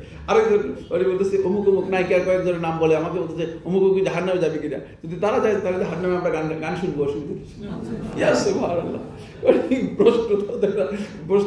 ভ্রষ্টতা তো একটা আছে, স্টেজ আছে। কোন প্রকারের ভ্রষ্টতা আপনি চিন্তা করবেন। এরপরে যে বন্ধুগণ 3 নম্বর পয়েন্ট হচ্ছে যেটা, সেটা হলো আল জাহলু বিউসুলিদ্দিন। দ্বীনের মৌলিক বিষয়গুলো সম্পর্কে আমাদের অজ্ঞতা রয়েছে অনেক বেশি। আল্লাহ তাআলা মাফ করুন, একজন করে প্রশ্ন করবো না, শুধু ইসলাম সম্পর্কে জানে না। সবাই তো মুসলিম, ঠিক না? অনেকে জানে, মানে এখানে আমাদের ছাত্র আছে, এগুলো জেনে যাবে। আর অনেকে আমি প্রশ্ন করবো না, প্রশ্ন করলে আমরা লজ্জিত হয়ে যাবো, আমিও লজ্জিত বা আপনারা লজ্জিত হবেন। আমাদের তো জানার দরকার ছিল, ফরজ আইনটুকু আমরা অর্জন করি নাই। আমার বন্ধুগণ, শুধুমাত্র গাল গল্পের মাধ্যমে আমাদের সব চলছে, পাওতাবাজি চলছে। মসজিদগুলোর মধ্যে জুমার খুতবায় দ্বীনের কোনো বিষয় আলোচনা করা হয় না, সালাতের মাসআলা আলোচনা করা হয় না, হিদায়াতের কথা আলোচনা করা হয় না, বেদাত সুন্নাত সম্পর্কে আলোচনা করা হয় না। কিসের গাল গল্প? কোন হুজুরের কারামত? হুজুরের কারামত দিয়ে আমার কি লাভ হবে? হুজুরের কারামতে কি আপনার কোনো কিছু চলবে? হুজুরের কারামতে আপনার কোনো কিছু জানার দরকার আছে? কিচ্ছু দরকার নেই। এই যে ওয়াজ মাহফিলগুলোর মধ্যে যে বক্তব্য দেওয়া হচ্ছে, নাম দিয়েছেন তাফসীরুল কোরআন মাহফিল, ইন্না লিল্লাহি ওয়া ইন্না ইলাইহি হারাম। কোরআনের তাফসীরের সাথে কোনো সম্পর্কই নেই। মাহফিলের নাম দেন, জনসভা নাম দেন, ঠিক না? তাফসীরুল কোরআন মাহফিল নাম দিবেন কেন আপনি? এগুলো গলত চিন্তাধারা। তাফসীরুল কোরআন মাহফিল নাম দিয়েছেন, তাফসীর কোরআনের তাফসীর, একটা আয়াতের কোনো তাফসীর নেই, কিছু নেই। নিজের মন গড়া বক্তব্য যা আছে সবগুলো বলে দিচ্ছেন। এটা আল্লাহ তাআলার কিতাবের সাথে ধৃষ্টতা। এগুলো আমাদের খেয়াল রাখতে হবে। ফলে এই জায়গায় আমাদের সবচেয়ে মৌলিক জ্ঞানগুলো আমাদের অভাব। আমাদেরকে কিতাব ভিত্তিক জ্ঞান অর্জন করতে হবে, আমাদেরকে সিলেবাস ভিত্তিক জ্ঞান অর্জন করতে হবে। আপনি বলবেন যে আমরা কখন কোথায় পড়বো? কোথায় পড়বো? ওই যে ডক্টর আব্দুল কাফি বলেছে, কোথায় পড়বো নয়, আপনার এই ফরজ জ্ঞান অর্জন করার জন্য প্রয়োজনে আপনি আপনার রুটি রোজগার ছেড়ে দিতে হবে। কারণ কিয়ামতের দিন আপনি রুটি রোজগারের জন্য জিজ্ঞাসিত হবেন না, এইগুলো সম্পর্কে জিজ্ঞাসিত হবেন, এগুলো সম্পর্কে আপনি প্রশ্ন উত্তর দিতে হবে।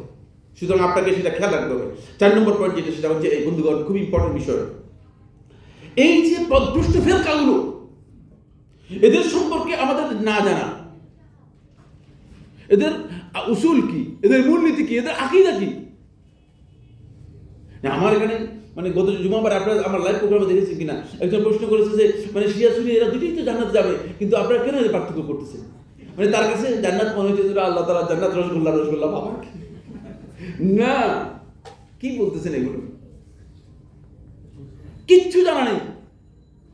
না রাফিজিদের আকীদা জানা আছে, না মুতাজিলাদের আকীদা জানা আছে, না জাবরিয়াদের আকীদা জানা আছে, না আশআরীদের আকীদা জানা আছে, না মাতুরিদীদের আকীদা জানা আছে, কারো আকীদা জানা নেই।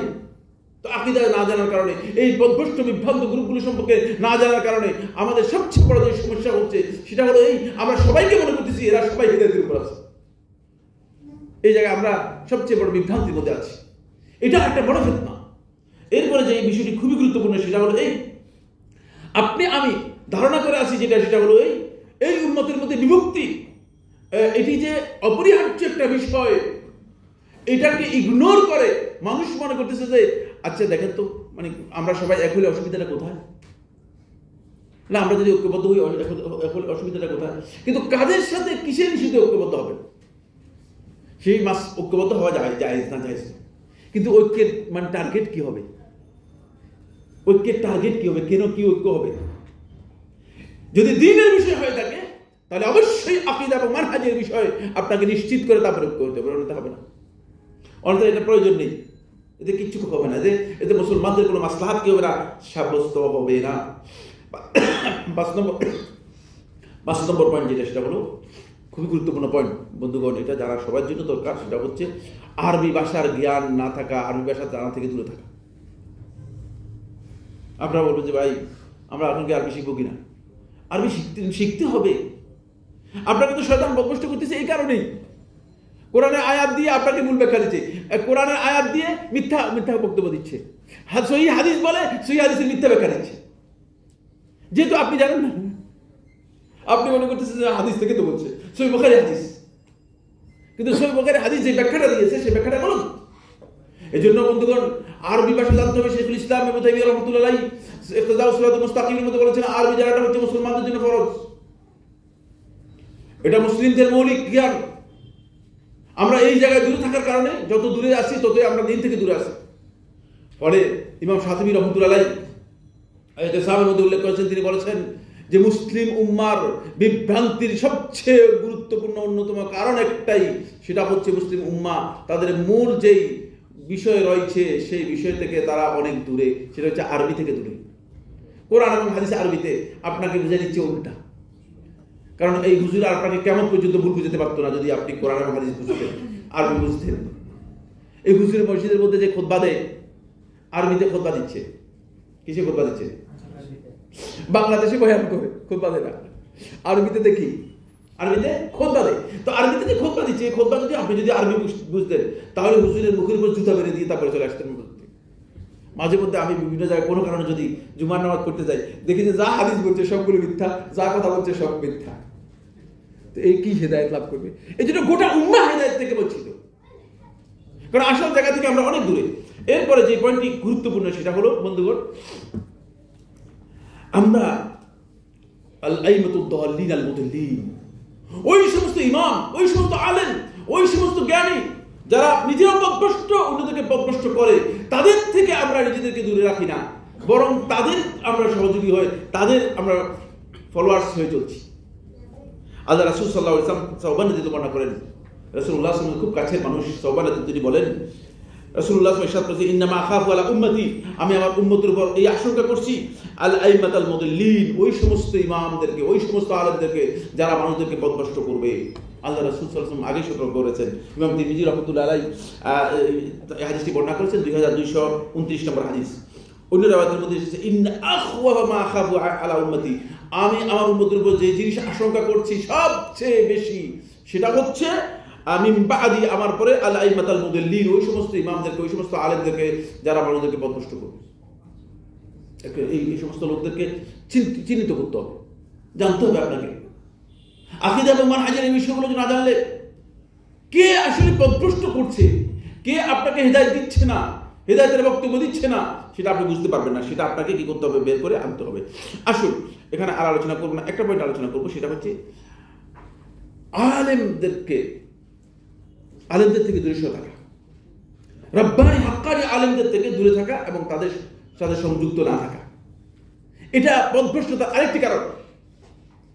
এখন বর্তমানে আমাদের এখানে একদল লোক শয়তানের এজেন্ডা বাস্তবায়ন করতেছে, সেটা হচ্ছে এই কিভাবে তরুণ যুবকদেরকে সুকৌশলে আলেমদের থেকে বিমুখ করে নেওয়া যায়। কারণ আলেমরা হচ্ছে এমন, ইলম সত্যিকার যদি তাদের কাছে থাকে, সত্যিকার যদি আল্লাহ তাআলার ভয় থাকে, আলেম যে অর্থে ব্যবহার, আলেমের জন্য 11টি গুণ আমরা আলোচনা করেছি, অন্য আলোচনার মধ্যে পেয়ে যাবে, আমার নেটে এগুলো পেয়ে যাওয়া, আমার খুতবার মধ্যে রয়েছে, সেটা একটা আলোচ্য বিষয় রয়েছে, যাচ্ছি না। যদি সত্যিকার আলেম হয়ে থাকে তাহলে ওই আলেমের সাথে থাকলে শয়তান কিয়ামত পর্যন্ত আপনাকে টাচ করতে পারবে না। এই কারণে আলেমদের সোহবতে, আলেমদের মোলাজামাতে, আলেমদের সাথে সংযুক্ত থাকতে পারলে আপনি দেখবেন যে হেদায়েতের রাস্তা কিছুটা আপনার পাবেন। কারণ আলেম আপনাকে সুপরামর্শ দেবে, আলেম আপনার জন্য নসিহত করবে। আলেমদের এই বুদ্ধির কারণে শয়তান দেখতে পেরেছে যে যদি যুবকদেরকে আলেমদের থেকে বিচ্ছিন্ন করা যায়, কিভাবে আলেমদের থেকে বিচ্ছিন্ন করবে? বুঝলে আপনারা এই হুজুর দেখেন না জিহাদের বিপক্ষে, জিহাদের বিপক্ষে কোনো আলেম যাবে কিনা? আর এই হুজুর একামতে দিনের বিপক্ষে, একামতে দিনের বিপক্ষে কোনো হুজুর আলেম বক্তব্য দিবে? কোরআনে আল্লাহ তাআলা যেটা নির্দেশ দিয়েছেন, কোনো আলেম একামতে দিনের বিপক্ষে বক্তব্য দেওয়ার কোনো সুযোগ আছে? প্রশ্নই আসে না। সময়ের কারণে এদিকে না গিয়ে এরপরের পয়েন্টে যাচ্ছি। এখন অবিচল থাকার জন্য যে কাজগুলো করতে হবে, এটা দুটি পয়েন্টে আলোচনা করবো, সময় শেষ হয়ে গিয়েছে। তারপরেও দুটি ওসাইল, একটা ওসাইল হচ্ছে যেগুলো আপনাকে বিশেষভাবে দ্বীনের উপর অবিচল থাকার জন্য, অটুট থাকার জন্য আপনাকে সহযোগিতা করবে। এই ওসাইলগুলো এর মধ্যে দুই প্রকারের। এক প্রকার হচ্ছে যেগুলো ঈমান এবং ইয়াকিন এক ব্যক্তির কাজ করে। কারণ আপনার এই পথে অবিচল থাকতে হলে ঈমান এবং ইয়াকিনকে বাড়াতে হবে। ইয়াকিনের মাত্রা, ইয়াকিন হচ্ছে ইলমের মাত্রা, আর ঈমান হচ্ছে অন্তরের মধ্যে আল্লাহর প্রতি আনুগত্য এবং মেনে নেওয়ার মাত্রা। কথাটা বুঝতে পারলাম কিনা? হ্যাঁ, কেউ বলতে পারবেন কি বলছি? এটা খুব সূক্ষ্ম কথা। ইয়াকিন হচ্ছে ইলমের মাত্রা, ইয়াকিন হচ্ছে কি? ভেরি গুড, বুঝতে পেরেছে। দুই নম্বর ঈমান হচ্ছে অন্তরের মধ্যে আল্লাহর প্রতি আনুগত্য এবং মেনে নেওয়ার মাত্রা। বিশ্বাস টিশ্বাস বলি নাই, খেয়াল করে, খুব সূক্ষ্ম কথা বলেছি। তাহলে ইয়াকিন এবং ঈমানকে আপনার বৃদ্ধি করার জন্য যে বিষয়টি প্রয়োজন, এক নম্বর হচ্ছে আল্লাহ তাআলার কাছে আপনি হেদায়েতের জন্য দোয়া করবেন, ইহদিনাস সিরাতাল মুস্তাকিম। এই জন্য একটাই দোয়া, ফরজ দোয়া। কোরআনে কারীমের মধ্যে আল্লাহ তাআলা একটাই দোয়া শিক্ষা দিয়েছে, যেটা ফরজ। প্রতিদিন আপনার উপর ফরজ, একবার দুইবার নয়, প্রতিদিন আপনার উপর 17 বার ফরজ, অন্তত 17 বার ফরজ। সেটা হচ্ছে ইহদিনাস সিরাতাল মুস্তাকিম। এই হেদায়েতের জন্য আল্লাহ তাআলার কাছে বেশি বেশি করে দোয়া করবেন। ইমাম তাবারানী রাহিমাহুল্লাহ তাআলা তিনি বর্ণনা করেন, শাদ্দাদ ইবনে আউস রাদিয়াল্লাহু আনহু তিনি বলেন, ক্বালা রাসূলুল্লাহ সাল্লাল্লাহু আলাইহি ওয়াসাল্লাম, আমাকে রাসূলুল্লাহ সাল্লাল্লাহু আলাইহি ওয়াসাল্লাম বলেছেন, ইয়া শাদ্দাদ ইবনে আউস, হে শাদ্দাদ ইবনে আউস, ইযা রাআইতা আন-নাসা কাদ ইকতানাজু যাহব ওয়াল ফিদ্দা, যখন মানুষকে দেখবে যে সম্পদের অট্টালিকা তৈরি করতেছে, সম্পদ একত্রিত করতেছে, ফাতরিজ হাউলাইল কালিমাত, তুমি এই কথাগুলোকে ভালো করে গচ্ছিভূত করে রাখো, এগুলোর উপর অবিচল থাকো, আল্লাহ তাআলার কাছে এগুলো বেশি বেশি করবে। আল্লাহুম্মা ইন্নী আসআলুকা আত-তাবাতা ফিল আমর, হে আল্লাহ আমি দ্বীনের ব্যাপারে আপনার কাছে অবিচলতা চাই, ওয়াল আযীমাতা আলা রুশদ, আর হেদায়েতের উপর আপনার কাছে আমি দৃঢ়তা চাই, ওয়া আসআলুকা মুজিবাতি রাহমাতিক ওয়া আযাইমা মাগফিরাতিক, আপনার কাছে রহমতের যে দিকগুলো আছে সবগুলো চাই, এবং আপনার ক্ষমার যেই পদগুলো আছে সেই পদগুলো সবগুলো আপনার কাছে দরখাস্ত করি। এখান থেকে বোঝা যাচ্ছে যে রাসূলুল্লাহ সাল্লাল্লাহু আলাইহি ওয়াসাল্লাম আমাদেরকে দোয়াও শিক্ষা দিয়েছেন। দুই নম্বর পয়েন্ট হলো যেটা হলো দ্বীনের ব্যাপারে আপনি পরিপূর্ণরূপে অবিচল থাকবেন, কোনোভাবেই ফিরকাবন্দির মধ্যে বিভক্তির দিকে যাবেন না। যেখানে বিভক্তি দেখবেন সেখানে একটু থামবেন, থামার দরকার আছে।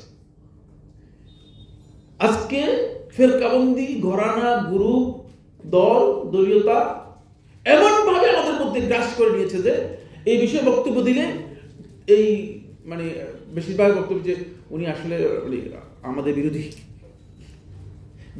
কিচ্ছু না, কোরআন হাদিসের বক্তব্য দিলে এই সমস্যা তৈরি হচ্ছে। এমন একটি ফিতনা আমাদের মধ্যে কাজ করতেছে, ফলে এটা আমাদেরকে খুব সতর্কতার সাথে খেয়াল রাখতে হবে। 3 নম্বর যে পয়েন্ট সেটা হলো বন্ধুগণ, প্রত্যেকটা বিষয়ের সমাধান সুন্নাহর মধ্যে আছে কি নেই? আপনারা মনে করেন নাই? আছে। তাহলে আমরা কেন সুন্নাহ থেকে সমাধান নিচ্ছি না? সুন্নাহকে যদি আঁকড়ে ধরতে পারি তাহলে আমাদের সমাধান পেয়ে যাবো। যদি আপনি না জানেন আরেকজন জানবে, অবশ্যই জানবে, না জানার লোক থাকবে না। কারণ কিয়ামত পর্যন্ত আল্লাহ রাব্বুল আলামিন দ্বীনকে হেফাজত করার দায়িত্ব নিয়েছেন, কোরআন এবং সুন্নাহ দুইটাকে আল্লাহ রাব্বুল আলামিন হেফাজত করার দায়িত্ব নিয়েছেন। সুতরাং রাসূলুল্লাহ সুন্নাহর মধ্যে সমাধানগুলো আছে, সেই সমাধানগুলোকে আঁকড়ে ধরার জন্য আমাদেরকে চেষ্টা করতে হবে। 4 নম্বর যে পয়েন্টটি সেটা হলো এটা হচ্ছে ইয়াকিন এবং ঈমান বৃদ্ধি করার জন্য অধিক পরিমাণে আল্লাহ রাব্বুল আলামিন জিকির করবেন। আল্লাহর জিকির যদি করেন তাহলে শয়তান আপনাকে কি করতে পারবে না? পথভ্রষ্ট করতে পারবে না, আপনাকে বের করতে পারবে না। রাসূলুল্লাহ হাদিসের মধ্যে বলেছেন, ইন্না শায়াতানা জাসিমুন আলা কলবি ইবনে আদম, শয়তান আদম সন্তানের অন্তরের মধ্যে পা গেড়ে বসে। ফাইজা সাহা, যখন সে ভুলে যায়, ওয়া গাফাল, এবং যখন সে আস্তে করে গাফিল হয়ে যায়, অমনোযোগী হয়ে যায়, আল্লাহর জিকির থেকে সরে যায়, ওয়াসওয়াসা, তাকে ওয়াসওয়াসা দেয়। ওয়াইজা যাকারাল্লাহ, যখন আল্লাহর কথা স্মরণ করে, জিকির করে, আল্লাহ রাব্বুল আলামিন জিকির করে, খানাস, আস্তে করে সরে যায়। শয়তানকে সরাতে হলে আল্লাহর জিকির অধিক পরিমাণে করতে হবে। এই পয়েন্টের পরে আরেকটা পয়েন্ট আলোচনা করব। ফিতনা থেকে বাঁচার জন্য রাসূলুল্লাহ সাল্লাল্লাহু আলাইহি ওয়াসাল্লাম আমাদেরকে কতগুলো ওয়াসাইল বলেছেন, যেটা ফিতনার মধ্যে আমাদের জন্য করণীয়। এক নম্বর হচ্ছে, আপনাকে দ্বীনের মৌলিক বিষয়ের উপর সবর ইখতিয়ার করতে হবে। আপনি চেষ্টা করবেন যে সবরের মাধ্যমে এটাকে প্রতিহত করার জন্য। 2 নম্বর পয়েন্ট হচ্ছে, শুধুমাত্র পয়েন্ট বলে দিচ্ছি, সেটা হলো আল্লাহ রাব্বুল আলামিনের কাছে আশ্রয় প্রার্থনা করতে হবে। আল্লাহ তাআলার কাছে আশ্রয় প্রার্থনা করতে হবে। রাসূলুল্লাহ সাল্লাল্লাহু আলাইহি ওয়াসাল্লাম আমাদেরকে এটা শিক্ষা দিয়ে গেছেন।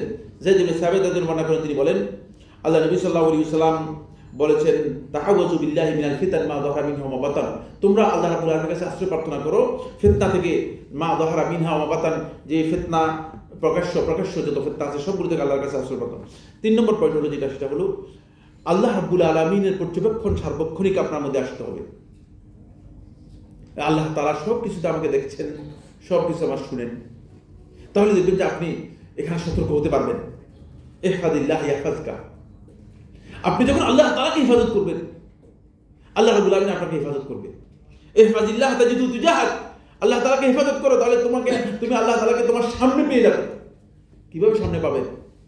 সালফে সালিহিন বলেছেন, যে আল্লাহ রাব্বুল আলামিনকে হেফাজত করবে, মানে আল্লাহ তাআলার হুকুকগুলো, হুদুদগুলোকে, আল্লাহ তাআলার রাইটসগুলোকে, অধিকারগুলোকে এবং আল্লাহ তাআলার বিধানগুলোকে যে ব্যক্তি যথাযথভাবে পালন করবে, সেই ব্যক্তি জায়গায় জায়গায় সামনে গিয়ে দেখবে যে যেখানে তার কোনো পথ নাই, সেখানে আল্লাহ রাব্বুল আলামিনের সাহায্য তার কাছে সামনে এসে উপস্থিত হয়ে যাবে। এমনকি সালাফদের মধ্যে এই হাদিসের ব্যাখ্যার মধ্যে রজব হাম্বলী রাহমাতুল্লাহ উল্লেখ করেছেন, সালাফদের মধ্যে একজন হঠাৎ করে রাস্তায় যখন তিনি হোঁচট খেলেন, তখন থেমে গেলেন। তিনি কি বললেন যে এই রাস্তায় তো আমি আসলে হোঁচট খাওয়ার কথা না, কেন আমি হোঁচট খেলাম? কি ভুল হয়েছে আমার? আমি তো হোঁচট খাওয়ার কথা না, কারণ আমি আল্লাহ রাব্বুল আলামিনের হুদুদগুলোকে হেফাজত করেছি। সুতরাং আমার এখানে কোনো কারণে হোঁচট খাওয়ার কথা না। কি কারণে আমি হোঁচট খেয়েছি সেটা তালাশ করার জন্য, অনুসন্ধান করার জন্য বের হয়েছে। বুঝতে পেরেছেন? আমরা এই চিন্তার মধ্যে নেই। আল্লাহ তাআলার মুরাকাবা আমাদের মোটেও নেই। আল্লাহ তাআলা যে আমাকে দেখছেন, সবকিছু শুনছেন, সেগুলো এই জন্য শেখুল ইসলাম শেখ ইবনে সাবিন রহমাতুল্লাহ বলেছেন যে এই আয়াত থেকে বোঝা যায় যে ব্যক্তি আল্লাহর দ্বীনকে হেফাজত করবে, আল্লাহর দ্বীনকে সাহায্য করবে, আল্লাহর দ্বীনের উপর বিচল থাকবে, সেই ব্যক্তির হেফাজতের দায়িত্ব আল্লাহ তাআলা নিজেই নেবেন। এরপরে যে পয়েন্টটি, সেটা আলোচনা হয়ে গেছে, আর আলোচনা করতে চাচ্ছি না। সেটা হলো সৎকর্মশীল ইমানদার ব্যক্তিদের সাথে থাকবেন, তাদের থেকে বিচ্ছিন্ন হবেন না। একটা ভুল মাসআলা, সেটা হচ্ছে দেখা যায় যে অধিকাংশ লোকই নামাজই পড়ে না। একজন খুব ভালো মানুষ, মুখলিস মানুষ, খুলনা না কোথায় গিয়েছিলাম, দেখা হয়েছে, এক ওয়াক্ত সালাত জামাতে আদায় করে না, ভুল মাসআলার কারণে। এক ওয়াক্ত সালাত জামাতে আদায় করে না। যখন আমার সাথে কথা হলো, তখন আমার বলেছে, সে আমি কি করলাম? খেয়াল রাখবেন আপনি, আল্লাহর বান্দাদেরকে খুব ভালো করে, তাদের সাথে ইমানদার ব্যক্তিদের সাথে থাকলে আপনি তখন ইমানের স্বাদটুকু বুঝতে পারবেন। এটা খুবই ইম্পর্টেন্ট বিষয়। এই কারণে আল্লাহ তাআলা ইবাদতগুলোকে জামাই করেছেন, সামগ্রিক করেছেন, কালেকটিভ করেছেন। এখানে সব একসাথে আদায় করতে, ফরজ নামাজগুলো যখন একসাথে আদায় করা হয়, এর মর্যাদা হচ্ছে এই জায়গায়। এটা আমাদের খেয়াল রাখতে হবে। সময় শেষ হয়ে গেছে, জন্য আলোচনা আর করবো না। আরেকটি পয়েন্ট আলোচনা করে শেষ করছি। সেই পয়েন্টটা হচ্ছে, ফিতনা যখন দেখা দিবে, তখন ফিতনাকে সামনে রেখে কোনোদিন আগ বাড়িয়ে যাবেন না। সামনে আগ বাড়িয়ে যাবেন, বা এখানে কি, আসলে এখানে কি। অনেক সময় দেখা যায় যে বেশি আগ্রহের কারণে আমরা শেষ পর্যন্ত ফিতনার মধ্যে নিমজ্জিত হয়ে যাই। আগ্রহ করা আল্লাহ রাসূল নিষেধ করেছেন। সেখানে রাসূলুল্লাহ সাল্লাল্লাহু আলাইহি ওয়াসাল্লাম বলেছেন 3টি কথা। 1 নম্বর হচ্ছে কুফা লিসানাক, তুমি তোমার জিহ্বাটাকে সংবরণ করো। কথা বলা অনেক বেশি গুরুত্বপূর্ণ নয়, কথা না বলা অনেক বেশি গুরুত্বপূর্ণ। আবার বলছি, কথা বলাটা গুরুত্বপূর্ণ নয়, কথা না বলা হচ্ছে অনেক বেশি গুরুত্বপূর্ণ। যিনি কথা বলেন নাই, তিনি অনেক দিক থেকে মুক্তি পেয়ে গেছেন। এই জন্য রাসূলুল্লাহ সাল্লাল্লাহু আলাইহি ওয়াসাল্লাম আরেকটা বলেছেন, নাসিরুদ্দিন আলবনী রহমাতুল্লাহ হাসান বলেছেন বা সহিহ বলেছেন, ইজা মান সামাতা নাজা, যে চুপ থাকলো সে নাজাত পেয়ে গেল, সে নাজাত পেয়ে গেল। 2 নম্বর হচ্ছে রাসূলুল্লাহ বলতেছেন, না ওয়াবকি আলা খাতিআতিক, তুমি তোমার ভুলের জন্য আল্লাহর কাছে কাঁদো। ওয়ালিয়াসআকা বাইতুক, আর তোমার ঘরের মধ্যে তুমি থাকো। আপনি যদি ঘরের মধ্যে থাকেন, তাহলে ফিতনা আপনাকে কোনোভাবে আক্রান্ত করবে না। অপ্রয়োজনীয় মানুষদের সাথে এখানে যাওয়া, ওখানে যাওয়া, এখানে যাওয়া, এখানে যাওয়া, এটা সেলেবদের মানহাজের মধ্যে নেই, কারণ এতে আপনার মূল জিনিস ধ্বংস করে দেয়, মূল জিনিস ধ্বংস করে দেয়। এই জন্য আপনার প্রত্যেকটি কাজ হবে আল্লাহর জন্য, প্রত্যেকটি কথা হবে আল্লাহর জন্য, এবং আপনার অতিরিক্ত কোনো কিছু হবে না, অতিরিক্ত কোনো কাজ করবেন না। 4 নম্বর যেটা সেটা হচ্ছে খালওয়া থাকবে আল্লাহর সাথে, একান্ত হবেন একটা সময় আল্লাহর সাথে। দেখবেন যে আল্লাহ সুবহানাহু ওয়া তাআলা আপনাকে এই ফিতনা কঠিন সময়ে হেফাজত করবেন এবং আপনি ফিতনার মধ্যে নিজেকে অবিচল রাখতে পারবেন। হাযা সুবহানাকাল্লাহুম্মা ওয়া বিহামদিকা আশহাদু আল্লা ইলাহা ইল্লা আনতা আস্তাগফিরুকা ওয়া আতুবু ইলাইক।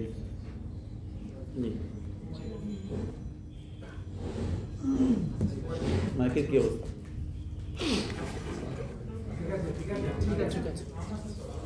ঠিক আছে কথা বলেন, ঠিক আছে কথা বলেন।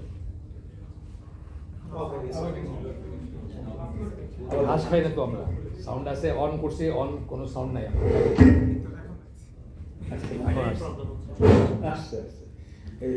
কিছুই আছে, আমি পড়ি, আপনি উত্তর দেন। অনেক যুবক ছাত্ররা দিনের পথে ফেরার পর দুনিয়াবী পড়াশোনার আগ্রহ হারিয়ে ফেলে, ফলে খারাপ রেজাল্ট করেন এবং ভার্সিটিতে দিনদার ছাত্রদের ব্যাপারে দুর্নাম সৃষ্টি হয়। দয়া করে সেই যুবকদের প্রতি নসিহত করুন। খুব ইম্পর্টেন্ট এটা কিন্তু আপনাদের যারা আল্লাহর পথে চলার চেষ্টা করতেছেন তাদের ব্যাপারে আমি জানি এটা একটা সমস্যা।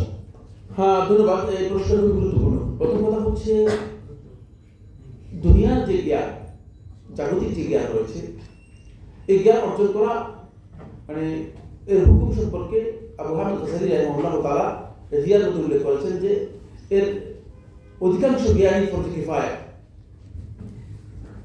ফরজে কিফায়া কখনো কোনো ফরজ আইন হয়ে যেতে পারে। যেমন যদি কোনো সমাজে যদি ডাক্তার না থাকে তাহলে সেখানে ফরজে আইন, কোনো সমাজে ইঞ্জিনিয়ার না থাকে তাহলে সে ফরজে আইন। আপনি দুনিয়ার জ্ঞানটাকে খুব তুচ্ছ করার সুযোগ নেই, কারণ দুনিয়াতে থাকতে হলে দুনিয়ার জ্ঞান অর্জন করতে হবে। দুনিয়া সম্পর্কে জানাটা আমাদের জন্য অপ্রয়োজনীয় এই কথা বলার সুযোগ নেই। তবে কিছু সাবজেক্ট আছে যেগুলো প্রয়োজন, এগুলো শয়তান আবিষ্কার করেছে, শয়তান কিছু আবিষ্কার করেছে, সেগুলো প্রয়োজন নেই, ওগুলো বলার কোনো প্রয়োজন নেই। এখানে যিনি দিনদার হবেন, যিনি দিনদার হবেন, 1 নম্বর কথা, তিনি অলস হবেন না। হবে কিনা? হ্যাঁ, কোনদিন তিনি অলস হবেন না। 2 নম্বর, যিনি দিনদার হবেন তিনি তার সময় নষ্ট করবেন না। প্রশ্নই আসে না সময় নষ্ট করবে, হারাম কাজ করা নিষিদ্ধ করা হয়েছে, হারাম। সময় নষ্ট করা ইবাদতুল্লাহ, সময় নষ্ট করা হারাম। ওয়াল আসরি ইন্নাল ইনসানা লাফি খুসর, সুতরাং সময় নষ্ট করবে না। 3 নম্বর, তিনি দিনদার হবেন, দ্বীনের ব্যাপারে তার সিনসিয়ারিটি থাকলে তিনি দুনিয়ার ব্যাপারে দায়িত্বশীল হবেন। কারণ দুনিয়ার এই বিষয়গুলো মানুষের জন্য গুরুত্বপূর্ণ। এখন মানুষ যদি দুনিয়ার বিষয়, আপনি মানুষ যদি সবাই দুনিয়া থেকে বিমুখ হয়ে যায়, তাহলে আল্লাহ রাব্বুল আলামিন এই দুনিয়া সৃষ্টি করেছে এটা মানুষ কি করার জন্য? আবাদ করবে এই জন্য। তাহলে মানুষ আল্লাহ তাআলার কনসেপ্ট বুঝে নেয়। দুনিয়াটা মানুষের মাধ্যমে আল্লাহ রাব্বুল আলামিন আবাদ রাখতেন। এখন আপনি যদি সরে যান তাহলে এখানে হয়তো শয়তানের দোষ রয়ে যাবে। এই জায়গায় আপনাকে খেয়াল রাখতে হবে, আপনি অবশ্যই দায়িত্বশীল হবেন, আপনি দায়িত্ববান হবেন। আপনি দিনের দাওয়াতি কাজ করতেছেন, কিন্তু মানুষ আপনাকে মনে করতেছে না আপনি রেজাল্ট খারাপ করার কারণে অথবা পড়ালেখা না করার কারণে আপনি মূল দায়িত্বের মধ্যে অবহেলা করতেছেন, পড়ালেখার দায়িত্বের মধ্যে অবহেলা করতেছেন। এটা আপনার জন্য মোটেও বৈধ নয়।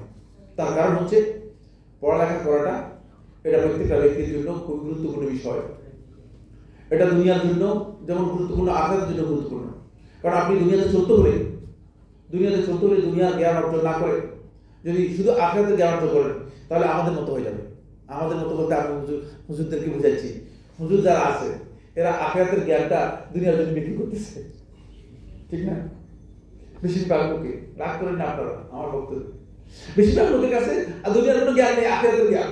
তো সে এখন কি করবে? আখিরাতের জ্ঞানটাকে সে দুনিয়ার জন্য বিক্রি করতেছে। এটা দিয়ে কিভাবে কত টাকা ইনকাম করা যায়, কিভাবে মানে বিভিন্ন ধরনের কৌশল করে কিভাবে দোয়া করে টাকা ইনকাম করা যায়। কি বলে যে ভাই কিছু দোয়া করে দাওয়াত তখন দেন না কেন?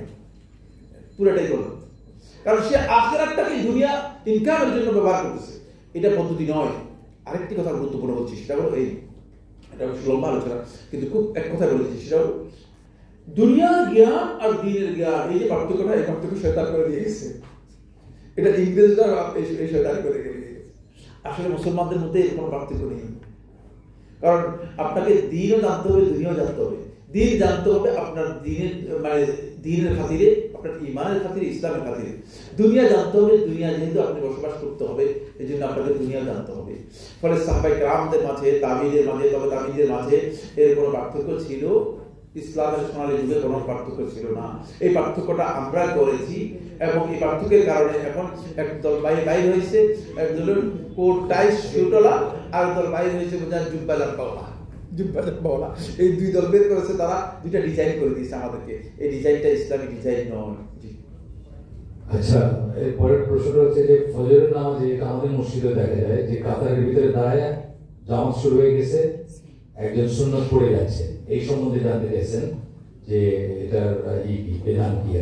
এটা সম্পর্কে ফিকহুল হানাফিতে বলা হয়েছে হারাম, আর অন্যান্য আলাদা মতো সালাতি হবে না, অন্যান্য সালাতি হবে না। লা সালাতা ইযা উকিমাতিস সালাতু ফালা সালাতা লিল মাকতুবা, সূরা নাসাঈর মধ্যে এসেছে, রাসূলুল্লাহ বলেছেন যখন সালাতের ইকামত হয়ে যায় তখন আর কোনো নফল সালাতের নিয়ত করা জায়েজ নেই, হারাম। আর ফিকহুল হানাফিতে বলেছে যদি কাতারের মাঝখানে হয় তাহলে তার সালাত হারাম হবে। এটা হানাফি বক্তব্য করেছে, আর দেখে নিয়েন হানাফি বক্তব্য আছে তাদের দেখে নিয়েন। জি, সালাম করছেন, একজন সালাম করে আপনাকে বলছেন ফিতরার সময় নির্জন বাস দূরে সরে যাবেন, এটা কি কল্যাণকর নাকি? সেক্ষেত্রে কিভাবে নির্জন বাস করা যাবে? নির্জন শেষ না প্রশ্ন? নির্জন বাস কখন? যদি আপনি দেখেন যে ঈমান এবং আকীদা ওটাকে হেফাজত করতে পারতেছে না, তখন নির্জনতা অপরিহার্য। তখন প্রয়োজনে আপনি মানে মানুষ থেকে দূরেও সরে যেতে পারবেন, কিন্তু এটা নিশ্চিত হতে হবে যে আপনি ঈমান এবং আকীদা মানে রক্ষা করার ব্যাপারে আপনার আশঙ্কা আছে কিনা। যদি সে আশঙ্কা না থাকে তাহলে আপনি আপনার ঘরেও থাকতে পারেন, আপনি আপনার মানে এলাকার মধ্যে থাকতে পারেন। আপনি শুধু ফিতনা থেকে নিজেকে পরহেজ করার জন্য চেষ্টা করবেন, আপনি চেষ্টা করবেন ফিতনা থেকে নিজেকে বাঁচানোর জন্য। একেবারে নির্জন হয়ে যাবেন, একেবারেই মানুষদের থেকে আলাদা হয়ে যাবেন, এটা সব সময় নয়, এটা হচ্ছে পরিস্থিতির উপর নির্ভর করবে। যদি এমন হয় যে কোনো ব্যক্তি আর কোনো সুযোগ নেই, ইয়াফিরু বিদীনিহি ওয়া মালিহি, সে তার দিন এবং সম্পদ দিয়ে যদি পালিয়ে যায় তাহলেই সে দিন রক্ষা করতে পারবে, তখন সে এই দিন রক্ষা করার জন্য সে কাজ করবে, অন্যথায় এক ভাই ইভেন্ট ম্যানেজমেন্টের কাজ করেন, লাইক এইখানে যে আয়োজন করা হয়েছে এরকম, এবং সেটা উনি শিরকের অনুষ্ঠানই করেন না, কিন্তু বিদাতি ওয়াজ মাহফিল টাফিল এগুলো করেন। এখন তার অবস্থা কি আর কি? যদি না করেন তাহলে তার কোনো উপার্জন বা অর্ডার কমে যাবে অনেক। এটা উনি কি রকমের গুনাহ করতেছেন বা কি অবস্থা তার এটা জানতে চাইছেন। না, আপনার যদি অন্য কোনো মাধ্যম না থাকে বেদাতীদের আপনি কাজ করবেন না, কারণ বেদাতীদের সহযোগিতা আমরা না। বেদাতীকে সম্মান দেয়া, বেদাতীকে প্রমোট করা, এটা ইসলামে একটি কথিত কাজ। সালাতের মানহাজের পরিপন্থী। সালাতের মানহাজের মূল কাজই হচ্ছে একটা, যেটা আপনি কিনা, সেটা হচ্ছে সুন্নাহর অনুসরণ আর বেদাতের বিপক্ষে আপসহীন অবস্থান। বেদাত মুক্ত হওয়ার নাম হচ্ছে মূলত সালাতে দাওয়াত। এখন যদি আপনি এই দাওয়াতে এসে যদি আপনি বেদাতকে প্রমোট করতে যান বা বেদাতের সহযোগিতা করতে যান, তারা ভুল কাজ করবেন। আরেকটি বিষয় নিশ্চিত জানুন, রিজিকের বিষয়ে আল্লাহ রাব্বুল আলামিন ফয়সালা করবেন। এখানে আপনার মানে কিছু ইমানের দুর্বলতা আছে, সেটা হচ্ছে আপনি মনে করছেন যে আমার এই কমে যাবে, কিচ্ছু কমবে না, কিছুই কমবে না।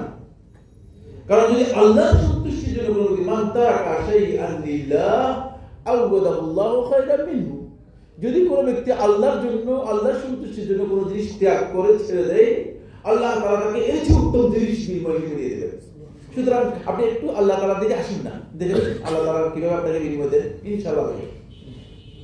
আমরা প্রায় শেষের দিকে আসছি সময়ের দিক দিয়ে, তো আয়োজক যারা এবং সাফুল্লাহ ভাই দুজনের কাছে আমি কয়েক মিনিট সময় বেশি নেই, বিকজ অনেকে একটু কোশ্চেনের জন্য বসে আছেন, আমরা আগে উত্তর দিতে পারিনি। এখনকার কোশ্চেনটা হচ্ছে 25 বছর যেহেতু সৌদি আরবে যাওয়ার জন্য, দিন শিক্ষার জন্য যারা ইউনিভার্সিটিগুলোতে মদিনা বা উমরপুরা, তাদের বয়সের লিমিট, সেই জন্য আগে ইয়েমেনে যেতে চাচ্ছেন। ইয়েমেনে শাইখ ইয়াহিয়া আল হাজুরি হাফিজাহুল্লাহ তার কাছে যেতে যাচ্ছেন এবং পড়তে চাচ্ছেন, এটা কি ঠিক হবে কি? ওনার সম্বন্ধে কি মানে? হ্যাঁ, করতে পারেন, ইয়াহিয়া হাজুরি করতে পারেন, করতে পারেন। যদি কেউ ইয়েমেনে যান, এখন আমি জানি না, সেখানে দুই একজন আমার সাথে এসে মক্কায় সাক্ষাৎ করেছে এবং তারা আমাকে বলেছেন তিনি মূলত শেখ মোগল আলবারেরই যে আছে, উনার মানে ছাত্রদের মধ্যে একজন, এবং সেই আকিদা পোষণ করেন বলে অনেকে জানিয়েছেন। সেখানে আমরা করতে পারি, ইচ্ছা করতে পারি। মনে মনে আল্লাহকে স্মরণ করলে কি জিকির হয় নাকি? সেটা জিকিরের অন্তর্ভুক্ত হয় না? মনে মনে স্মরণ। হ্যাঁ, শেখুল ইসলাম ইব্রাহিম রহমাতুল্লাহ জিকির 3 প্রকার বলেছেন। তবে দেখা যাচ্ছে আজিকুর ফিল কালব, অন্তরের মধ্যে জিকির। অন্তরের মধ্যে জিকিরটাই হচ্ছে মূলত আল্লাহ তাআলার স্মরণটা। সারাক্ষণ আল্লাহ তাআলার স্মরণটা আপনার অন্তরের মধ্যে রাখবেন। তবে জিকির লফজি কোনোদিন হবে না। জিকির লফজি যেখানে জিকির লফজি মাতলুব সেটা আদায় হবে না। যেমন সুবহানাল্লাহ বললে আপনি যে সবটা পাতেন মনে মনে সেই সবটা পাবেন না। তবে মনে মনে আল্লাহ রাব্বুল আলামিনের জিকির, আল্লাহকে স্মরণ করা, এটা আজিকুর ফিল কালব, অন্তরের মধ্যে জিকির। অন্তরে যে জিকির হচ্ছে সেই জিকির, এবং এটাও এক প্রকারের জিকির, কোনো সন্দেহ নেই। শয়তানি কাজ করলে, অর্থাৎ খারাপ কাজ করলে কাউকে শয়তান বলা যাবে কিনা? হ্যাঁ, মানুষদেরকে শয়তান বলা যায়, তবে ফতুয়া দিয়ে দিবেন না। কারণ মানুষ, শয়তান শব্দটা বের হয়েছে যে অর্থ থেকে, সেই অর্থটা হচ্ছে শয়তান বলতে দুষ্ট প্রকৃতির যে লোককে বোঝায়, যে আল্লাহর আনুগত্য থেকে বেরিয়ে গেছে তাকে শয়তান বলা হয়ে যাবে। তো কিন্তু আপনি একজন লোককে যদি শয়তান বলে দেন তাহলে এই দায়ভার আপনি নিতে হবে, বুঝতে পেরেছেন? দায়ভার নিতে হবে। তো দায়ভার নেওয়ার জন্য আসলে কি সে শয়তান কিনা এটা কনফার্ম না হয়ে তাকে ফতোয়া দিয়ে দিতে হবে, তাহলে উল্টা হয়ে যাবে। উল্টা হবে কি, আপনি শয়তান হয়ে গেলেন। আর কোন ব্যক্তিকে কোনো তহমত দিলে সেই তহমতটুকু আপনার কাছে প্রত্যাবর্তন হয়ে যাবে, আপনি ক্ষতিগ্রস্ত হবেন। সুতরাং এই জন্য আমরা কেন কাফের, বেঈমান, মুনাফিক, শয়তান এগুলোর দিকে যাচ্ছি? কি কারণে যাচ্ছি? যাওয়ার কোনো দরকারই নেই, এগুলো যাওয়ারই দরকার নেই। আরেকজন ভাই সম্ভবত ইয়াং ম্যান, উনি আপনাকে সালাম করছেন, আল্লাহর জন্য আপনাকে ভালোবাসেন বলছেন, আল্লাহর দোয়া করতে বলছেন। কোরআন বা হাদিসে, আমরা যে যুবকদের নিয়ে কথা বললাম, একজন জিজ্ঞেস করছেন কোরআন বা হাদিসে যৌবন বয়সে কোনো সময়সীমা জানা যায় কিনা? যৌবন যেটা, এখানে যুবক বলে যাবে। যৌবনের সময়সীমা কোরআন কারীমের মধ্যে সুস্পষ্ট করে উল্লেখ করা হয়নি যে কত বছর হবে বা কি। তবে আল্লাহ নবী সাল্লাল্লাহু আলাইহি ওয়াসাল্লামের হাদিস থেকে যেটা বোঝা যায়, যৌবনের সময়সীমাকে রাসূলুল্লাহ সাল্লাল্লাহু আলাইহি ওয়াসাল্লাম 40 পর্যন্ত কি করেছেন, বর্ধিত করেছেন, এবং এটা আরবদের কাছে পরিচিত ছিল, যেটা হচ্ছে এই সময়সীমাটা 40 পর্যন্ত। আল্লাহ নবী সাল্লাল্লাহু আলাইহি ওয়াসাল্লাম বয়স্ক হওয়ার পর থেকে, প্রাপ্তবয়স্ক হওয়ার পর থেকে 40-এর এই সময়টাকে যৌবনের সময় হিসেবে আঁকড়ে দেওয়া। এরপর থেকে মানুষের জীবনে নাকস শুরু হয়। মানুষের এই আয়াতের তাফসীর মধ্যে আরো তাফসীরও বলেছেন, যখন থেকে মানুষের নাকস, ঘাটতি শুরু হয়, তখন থেকে মানুষের কি হয়, ঘাটতি শুরু হয়, সেটাই হচ্ছে মূলত পার্থক্য, সেটার নাম হচ্ছে পার্থক্য। সুতরাং পার্থক্যের আগ পর্যন্ত এটা হচ্ছে যৌবন, এটা হচ্ছে কি যৌবন। তবে যৌবনটাকে শুধুমাত্র বয়সের মধ্যে সীমাবদ্ধ করা হয়নি। যৌবন মূলত নির্ভর করা আছে মানুষের ইচ্ছার উপর, মনোবলের উপর। অনেক বৃদ্ধ তার মনোবল যৌবনের চেয়ে বেশি, আর অনেক যুবক তার মনোবলের অবস্থা এমন দুর্বল যে বৃদ্ধের চেয়েও সে কি দুরবস্থার মধ্যে আছে। সুতরাং এটা আসলে যৌবনের বিষয়। এই জন্য শেখুল ইসলাম রহমাতুল্লাহ বিস্তারিত আলোচনা করেছেন। আপনারা কারা কারা মাদারিজ সালেকিন করছেন? একজন হাত উঠান, দেখছেন? আমরা কোন দিকে যাবো? কে আছে? একজন মাদারিজ সালেকিনের মধ্যে শেখুল ইসলাম রহমাতুল্লাহ মানাজিল আল ফুতুওয়া, যৌবনের মানজিলাগুলো আলোচনা করেছেন। অনেক দীর্ঘ আলোচনা রয়েছে, বুঝতে পেরেছেন? ইন্নাহুম ফিতয়াতুন আমানু বিরাব্বিহিম ওয়া জিদনাহুম হুদা, এখানে বিষয়গুলো বিস্তারিত আলোচনা করেছেন। সেই জায়গায় আপনি বিষয়গুলো পাবেন। আসলে যৌবনটা শুধুমাত্র এইজের সাথে জড়িত বিষয় না, যে সামনে চলে সময়। হাদিসে বর্ণিত অবস্থার দ্বারা যদি আমরা পার্থক্যই থাকি, বোঝাইতে চেয়েছেন আলাদা থাকি, তাহলে আল্লাহর রজ্জু ধরে রাখার যে কথা কোরআনের আয়াতে বলা হয়েছে সেটা হবে কিভাবে? আমরা তো ওই বাতিল নিষেধ থেকে সরার কথা বললাম বা ইত্যাদি। হ্যাঁ, আল্লাহ রজ্জুকে আঁকড়ে ধরা হচ্ছে কোরআন এবং সুন্নাহকে আঁকড়ে ধরা। কোরআন সুন্নাহকে আঁকড়ে ধরা তাদের পক্ষেই সম্ভব হবে যারা হকের উপর আছে, যারা আকীদাগত দিক থেকে ঠিক আছে। এবং যদি বিভ্রান্তির মধ্যে থাকেন, তিনি আল্লাহ রজ্জুকে আঁকড়ে ধরতে পারবেন না। আল্লাহ রজ্জুকে আঁকড়ে ধরার অর্থ এই নয় যে আপনি মতপার্থক্যের পরে আপনি হয়ে যাবেন, কোনোদিন সম্ভব না, কেমন পর্যন্ত সম্ভব নয়। কেমন পর্যন্ত কি নয়, সম্ভব নয়। আল্লাহ রজ্জু বলতে কোরআন এবং সুন্নাহকে বোঝানো হয়েছে। 3টি অর্থ করা হয়েছে, এবং যেটি তাবারী রহমাতুল্লাহ তার মধ্যে একটা হচ্ছে কোরআন এবং সুন্নাহকে আঁকড়ে ধরা হচ্ছে, আল্লাহ রজ্জুকে আঁকড়ে ধরা। জি, আচ্ছা, এরপরটা বলতেছেন যে কিছু কিছু শায়েখ যেমন সালেহ আল মুনাজ্জিদ, আরিফি, এনারা তো জেলে আছেন, আমাদের দেশের আলেমরা তাদেরকে এন্ডোর্স করেন না, এতে যুবকরা একটু কনফিউজড, তাদের করণীয় কি? এটা যুবকদের কাজ নয়। সৌদি আরবে চলে আসছে, হ্যাঁ, এই যে যুবকদের কাজ নয়। কেউ কোনো আলেম যদি জেলে থাকে এই কারণে যদি জাহান্নামে চলে গেছে, ব্যাপারটা এমন হবে, ঠিক আছে? আর মানে কোনো আলেম যদি বাইরে থাকে এই কারণে যদি জান্নাতে চলে গেছে, এটা কোনো বিষয় না। এটা মানে সৌদি আরবের সাথে সম্পৃক্ত বিষয়ে আপনাদের হুকুম করার কোনো দরকার নেই। দরকার আছে কিনা? আমাদের আমলের জন্য কোনো দরকার আছে কিনা? আমাদের আকীদার জন্য কোনো দরকার আছে কিনা? আমরা কেউ আলেম পূজারি কিনা? আপনার কে আলেম পূজারি এখানে আছে? আমরা কোরআনের অনুসারী, আমরা কোরআনের অনুসারী। আমাকে যদি জেলে নিয়ে যায়, আপনারা বলতে চাইবেন ভাই জেলে কেন? এরকম না, না, জেলে হতেই পারে। ইমাম আবু হানিফা রাহমাতুল্লাহ জেলে গিয়েছেন, গেছেন কি জানেন? গেছেন। তারপরে ইমাম আহমদ রাহমাতুল্লাহ জেলে গেছেন কিনা? জেলে গিয়েছেন। প্রচুর ইমামরা জেলে গিয়েছেন। জেলে যাওয়ার কারণে কি তারা জাহান্নামে হয়ে গেছে, ব্যাপারটা এমন কিনা? না, জেলে যেতে পারে। সুতরাং খেয়াল রাখতে হবে যে মানে আলেমদের কোনো না কোনো বিচ্যুতি থাকলে, কোনো সমস্যা থাকলে সে থাকতে পারে। এ কথা আপনি মনে করবেন না যে মানে আলেম হওয়ার কারণে তিনি নির্ভেজাল এবং তিনি জান্নাতি এবং তার অন্ধ অনুসরণের কথা বলা হচ্ছে। কোনো ব্যক্তির অন্ধ অনুসরণ নেই, একমাত্র কে? মুহাম্মদ সাল্লাল্লাহু আলাইহি ওয়াসাল্লাম। সুতরাং এখানে সমাধান হয়ে গেছে। এই নিয়ে আপনার মানে কে অ্যাড্রেস করলো কি করলো না, এটা কোনো জানারই দরকার নেই। কাকে অ্যাড্রেস করা হয়েছে কি হয় না, কিচ্ছু নেই। কারণ আমরা আলেম নির্ভর নই, আমরা কোরআন এবং সুন্নাহ নির্ভর। যেসব সালাতগুলা 4 রাকাতের সুন্নাত যেগুলো সালাত, সেগুলো কি একসাথে 4 রাকাত পড়া ভালো নাকি 2-2 করে পড়া ভালো? এটা প্রশ্ন করছেন একজন। 2-2 করে পড়া সুন্নাত। উত্তম হচ্ছে 2-2 করে পড়া। যদি একসাথে 4 রাকাত পড়েন তাহলে পড়তে পারবেন, মামুল বিহি সালাতের আমল সাব্যস্ত হয়েছে। বাট মানে এটা 2-2 করে পড়লে উত্তম। এই নম্বর থেকে বলে হাদিস থেকে বোঝা যায় 2-2 পড়াটাই সুন্দর। তার কারণ যে 2-2 করে পড়লে আপনি পরিপূর্ণ সালাত আদায় করতে পারবেন। পরিপূর্ণ বলতে বোঝায় মানে তাশাহুদ, দরুদ, তারপরে ইস্তিআযা, দোয়া মাসুরা, এই সব কিছু একসাথে করতে পারবেন, সবগুলো একসাথে করতে পারবেন, তারপরে সালাম ফিরাবেন।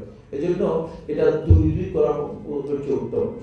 একজন প্রাইভেট কোম্পানিতে চাকরি করেন, এইচআর মানে হিউম্যান রিসোর্স, কিন্তু তার কোম্পানিটা লোন নিয়ে ব্যবসা করে, তার চাকরি জায়েজ কিনা? শুধু লোন নিয়ে ব্যবসা করে। কোম্পানি যদি মানে কোম্পানি যদি সুদ থাকে, আপনার কাজের মধ্যে যদি কোনো সুদের কোনো বিষয় সম্পৃক্ত না থাকে, তাহলে আপনি কাজ করতে পারবেন। দেশে এই মুহূর্তে শাসন ব্যবস্থা কায়েম করা না যায়, যদি ইসলামিক শাসন ব্যবস্থা কায়েম করা না যায়, তাহলে কি কোনো ইসলামী দলকে ভোট দেওয়া যাবে যদিও তারা দেশের সংবিধান অনুসারে চলবে? সেটা নির্ভর করতেছে পরিস্থিতির উপর, মাসলাহাত এবং মাফসাদার উপর। খুব ভালো করে খেয়াল করুন। যদি মাসলাহাত হয় যে এই দল বা এই গ্রুপকে অথবা এই প্রার্থীকে অথবা এই মানে এটা কি বলা থাকে এই প্রতীক, তাকে যদি ভোট দেওয়া হয় তাহলে মুসলমানদের কিছু কল্যাণ হবে, তারা ভোট দিতে পারবে। আর যদি দেখেন যে না, এদের ভোট দিলে কোনো কল্যাণ নেই, বরং অকল্যাণের সম্ভাবনা বেশি, তাহলে আপনার ভোট না দিতেই পারবেন। আর যদি আপনি নিশ্চিত হন যে মুসলিমদের যে দুর্দশা, মুসলিমদের যে বড় সমস্যা, সংকট, এই সংকটের উত্তরণের জন্য যদি এই গ্রুপকে ভোট দিই, তাহলে মুসলমানদের অনেক কল্যাণ হবে, মুসলমানরা বিপদ থেকে বেঁচে যাবে বা আশঙ্কা মুক্ত হতে পারে, তাহলে সেখানে ভোট দেওয়া ওয়াজিব এবং সাবিল আমাদের তার কথা বলতে বলেছেন। সুতরাং মানে এই বিষয়ে নির্ভর করবে সত্যিকার আহলে ইলম যারা রয়েছেন, তারা বুঝবেন যে মাসলাহাত কোনটা মাফসাদাত, তাদের কাছ থেকে জেনে নিতে হবে। এখন মাত্র 3টা প্রশ্ন আছে। প্রথমটা হচ্ছে যে সঠিক জ্ঞান না থাকার কারণে বাসের ভাড়া দেন নাই অথবা কারোকে দেনা পরিশোধ করেন নাই, তাদেরকে এখন খুঁজে পাওয়া সম্ভব না, এখন উনি কি করবেন? এগুলো সদকা করে দেবেন, এগুলো তাদের পক্ষ থেকে সদকা করে দেবেন। যাদের হক নষ্ট করেছে তাদের পক্ষ থেকে সদকা করে দেবেন। আরেকটা খুব ইম্পর্টেন্ট প্রশ্ন, এটা খুব মানে কনফিউশনের প্রশ্ন। ইসলামী শরিয়া ভিত্তিক লভ্যাংশ দেওয়ার কথা বলে সেই ব্যাংক, যেগুলো ব্যাংক বলে আর কি, সেগুলোতে কি টাকা রাখা যাবে কিনা বা সেখান থেকে লভ্যাংশ নেওয়া যায় কিনা? ইসলামী ব্যাংক শরিয়া কথা বলে, ইসলামী ব্যাংকগুলোতে যেহেতু ইসলামী ব্যাংকগুলো সুদের কারবার করে না, ঘোষিত সুদের বিরুদ্ধে তারা কি করেছে, ঘোষণা করে দিয়েছে। সুতরাং সেক্ষেত্রে আপনার দায়িত্ব নয় যে আপনি এই কথা বলবেন যে এরা এখানে সুদ আছে। সুদকে তারা সম্পূর্ণরূপে সুদের যত লেনদেন আছে সমস্ত লেনদেনকে তারা কি করে দিয়েছে, বাতিল করে দিয়েছে। সুদকে হারাম ঘোষণা করেই তারা কাজ করতেছে। সুতরাং সেক্ষেত্রে আপনি সেখান থেকে ডিপোজিটও নিতে পারেন, সেক্ষেত্রে লভ্যাংশ নিতে পারেন, ডিপোজিট করতেও পারেন, দিতেও পারেন। কারণ আপনার কাছ থেকে টাকা নিয়ে ব্যবসা করে, যেমন আমি আপনার কাছ থেকে 2 লক্ষ টাকা নিলাম, নিয়ে আমি ব্যবসা করলাম, ব্যবসা করে আমি বললাম যে আপনাকে লাভ দিব এত %, তারপর আপনাকে লাভ দিলাম, এটা কি বৈধ হবে না অবৈধ হবে? একজনে বুঝেন নাই, তা কথা বলে এটা কি বৈধ হবে না অবৈধ হবে? বৈধ হবে। ব্যাংক একই ধরনের, ব্যাংক একটা সত্তা, বুঝলেন? ব্যাংক একটা সত্তা না, ব্যাংক একটা ব্যক্তি না, এটাকে মানে ব্যক্তি ধরা হয়ে থাকে। এটা হচ্ছে মানে একেবারে দিক থেকে ব্যক্তি, মানে যেটা ব্যক্তি হিসেবে চিহ্নিত করা হয়ে থাকে। মানে ব্যাংক যখন আপনার কাছ থেকে টাকাটা নেই, ব্যাংক আপনার সাথে একটা চুক্তি করে টাকাটা নিচ্ছে, সেই চুক্তিটা হচ্ছে মুদারাবা চুক্তিতে আপনার কাছ থেকে টাকা নিয়ে ব্যাংক ব্যবসা করতেছে। ব্যবসা করে একটা পোর্শন, খুবই নমিনাল একটা পোর্শন, মানে পুরো লাভটা ব্যাংকেরই থাকে, বেশিরভাগ নমিনাল একটা পোর্শন আপনাকে লাভ দিচ্ছে। এখন আপনি বলতেছেন এটা আমার জন্য সুদ হবে, কারণ সুদ হবে কোনো কারণ দেখি না, ইসলামী শরীয়তে এটাকে সুদ বলা হয় না। সুদের সংজ্ঞা তাহলে আপনি বুঝতে হবে, মানে এখানে মৌলিক যে বিষয় রয়েছে সেটা হচ্ছে ব্যাংকের অপারেটিং সিস্টেমের মধ্যে যদি কোনো ব্যক্তি ভুল করে, সেই ভুলের দায়িত্ব আপনি বহন করবেন না। সেটা হচ্ছে সে লেনদেনের কাছে যদি কোনো সুদে লেনদেন করে ফেলে, সেটা আপনার দায়িত্বে আসে না, কারণ আপনি তো ব্যাংকের কর্মচারীর ভুলের কারণে পুরো ব্যাংকের সমস্ত লেনদেন বন্ধ হয়ে যাবে না। ব্যাংকিং সিস্টেমের মধ্যে সুদকে এলাও করা হবে না, যেখানে সুদকে এলাও করা হয় না সেখানে আপনি লেনদেন করতে পারেন। এখানে আপনি এই কথা মনে রাখবেন যে, কারণ আমরা যেই জায়গায় আছি, যে ভূখণ্ডে আছি, সেই ভূখণ্ডে চলতে হলে মানে আপনার পকেটে যে টাকাগুলো আছে এগুলো কি টাকা জানেন তো না? আমাদের পকেটে যে টাকাগুলো আছে এগুলো সবটাই আসছে সুদের ভিত্তিতে। এটা আসে কিভাবে? বাংলাদেশ ব্যাংক থেকে সুদের ভিত্তিতে এগুলো কি করা হয়, ব্যাংকে দেওয়া হয়। সুতরাং আপনি ওই সুদের টাকা পকেটের মধ্যে নিয়ে আপনি উল্টা পাল্টা কথা বলতেছেন, কি খারাপ? এটা থেকে তো যেখান থেকে আপনি বাঁচতে পারবেন না, সেটা আল্লাহ তাআলা আপনাকে বলবেন না, পাকড়াও করবেন না। আর 2টা প্রশ্ন, একটা হচ্ছে মহিলার প্রশ্ন, ওনাকে আগেই বলে নিচ্ছি যে লিখিত উত্তর দেওয়ার কোনো সম্ভাবনা নাই, মানে সম্ভব না। এটা আপনাকে তাহলে অন্য জায়গা থেকে বলতে হবে, কিন্তু মৌখিকভাবে আমি জিজ্ঞেস করতেছি, সম্পত্তির উপার্জন যা, মানে বাবা উপার্জন করছেন কিন্তু রাখছেন মায়ের নামে, উপার্জন করছেন বাবা কিন্তু রাখছেন মায়ের নামে, টাকা হোক সম্পদ হোক, এখন কি বাবার মৃত্যুর পরে ভাগ হবে নাকি মায়ের মৃত্যুর পরে ভাগ হবে? এটাই জিজ্ঞেস করছেন। সম্পত্তি খুব গুরুত্বপূর্ণ প্রশ্ন, ঠিক আছে। যদি মায়ের নামে রাখা হয়ে থাকে আর মা জানেন যে বাবা সরকারের কর ফাঁকি দেওয়ার জন্য, কৌশল করার জন্য, অথবা অন্য বুদ্ধি করে মায়ের নামে রেখেছে, কারণ বাবার নামে রাখলে পারবে না, সরকারি চাকরি করে তারা মরে যাবে, বা অন্যান্য কারণ, আমি আর কারণ বললাম, আরো অনেক কারণ আছে যে কারণে তিনি মায়ের নামে রেখেছেন।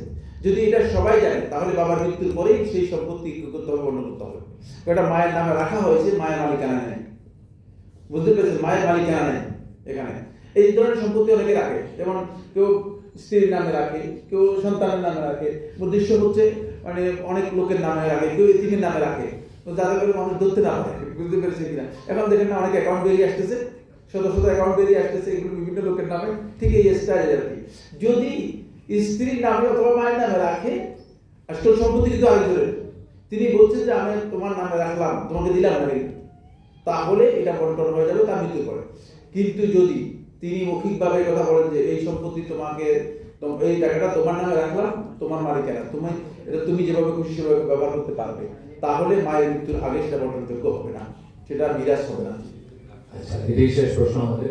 সালাম করছেন আপনাকে, তারপরে দিয়ে করতেছেন যে এক ভাই তার জন্মের 7 দিনের দিন তার মা মারা যায়, তারপরে তার ধরুন তাকে পালার দায়িত্ব নেন খালা, অভাব, সংসারে অভাব বা মানে খরচ বেড়ে গেছে, এই জন্য খালা পরে তার 6 মাসের পেটের 6 মাসের বাচ্চাকে নষ্ট করে।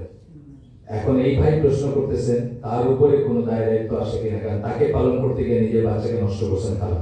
খুবই অন্য টাইপের প্রশ্ন। না, ঠিক আছে, না, এতে আপনার উপর কোনো দায়িত্ব আসবে না, আপনার উপর কোনো দায়িত্ব আসবে না। তবে আপনার খালাকে 1 নম্বর কাজ হচ্ছে তওবা করতে হবে, 1 নম্বর কাজ হচ্ছে তওবা করতে হবে। 2 নম্বর কাজ হচ্ছে তার উপর ইসলামী শরীয়ত যে পেনাল্টি দিয়েছে, মানে সন্তান হত্যা করার কারণে, ভ্রূণ হত্যা করার কারণে, সেটা হচ্ছে একটা গোলাম আজাদের মানে চেষ্টা করবে। আর্থিক সচ্ছলতা না থাকলে তিনি মানে 3টি রোজা রাখবেন, 3টি রোজা রাখবেন। আর্থিক সচ্ছলতা না থাকলে 3টি রোজা রাখবেন এবং আল্লাহ তাআলার কাছে ক্ষমা প্রার্থনা করবেন যদি আল্লাহ সুবহানাহু ওয়া তাআলা ক্ষমা করে থাকেন। এই ধরনের কর্মকাণ্ড ইসলামী শরীয়তে কঠিন হারাম, কারণ কিয়ামতের দিন জিজ্ঞেস করা হবে বেআইয়ি যামবিন কুতিলাত, বেআইয়ি যামবিন কুতিলাত, বলবে যে আল্লাহ কোন অপরাধের কারণে আমাকে হত্যা করা হচ্ছে বা তাকে হত্যা করা হচ্ছে, তখন এর উত্তর দিতে পারবে না, আল্লাহ তাআলা আমাকে ক্ষমা করুন। هذا سبحانك اللهم وبحمدك أشهد أن لا إله إلا أنت أستغفرك وأتوب إليك والسلام عليكم ورحمة الله وبركاته.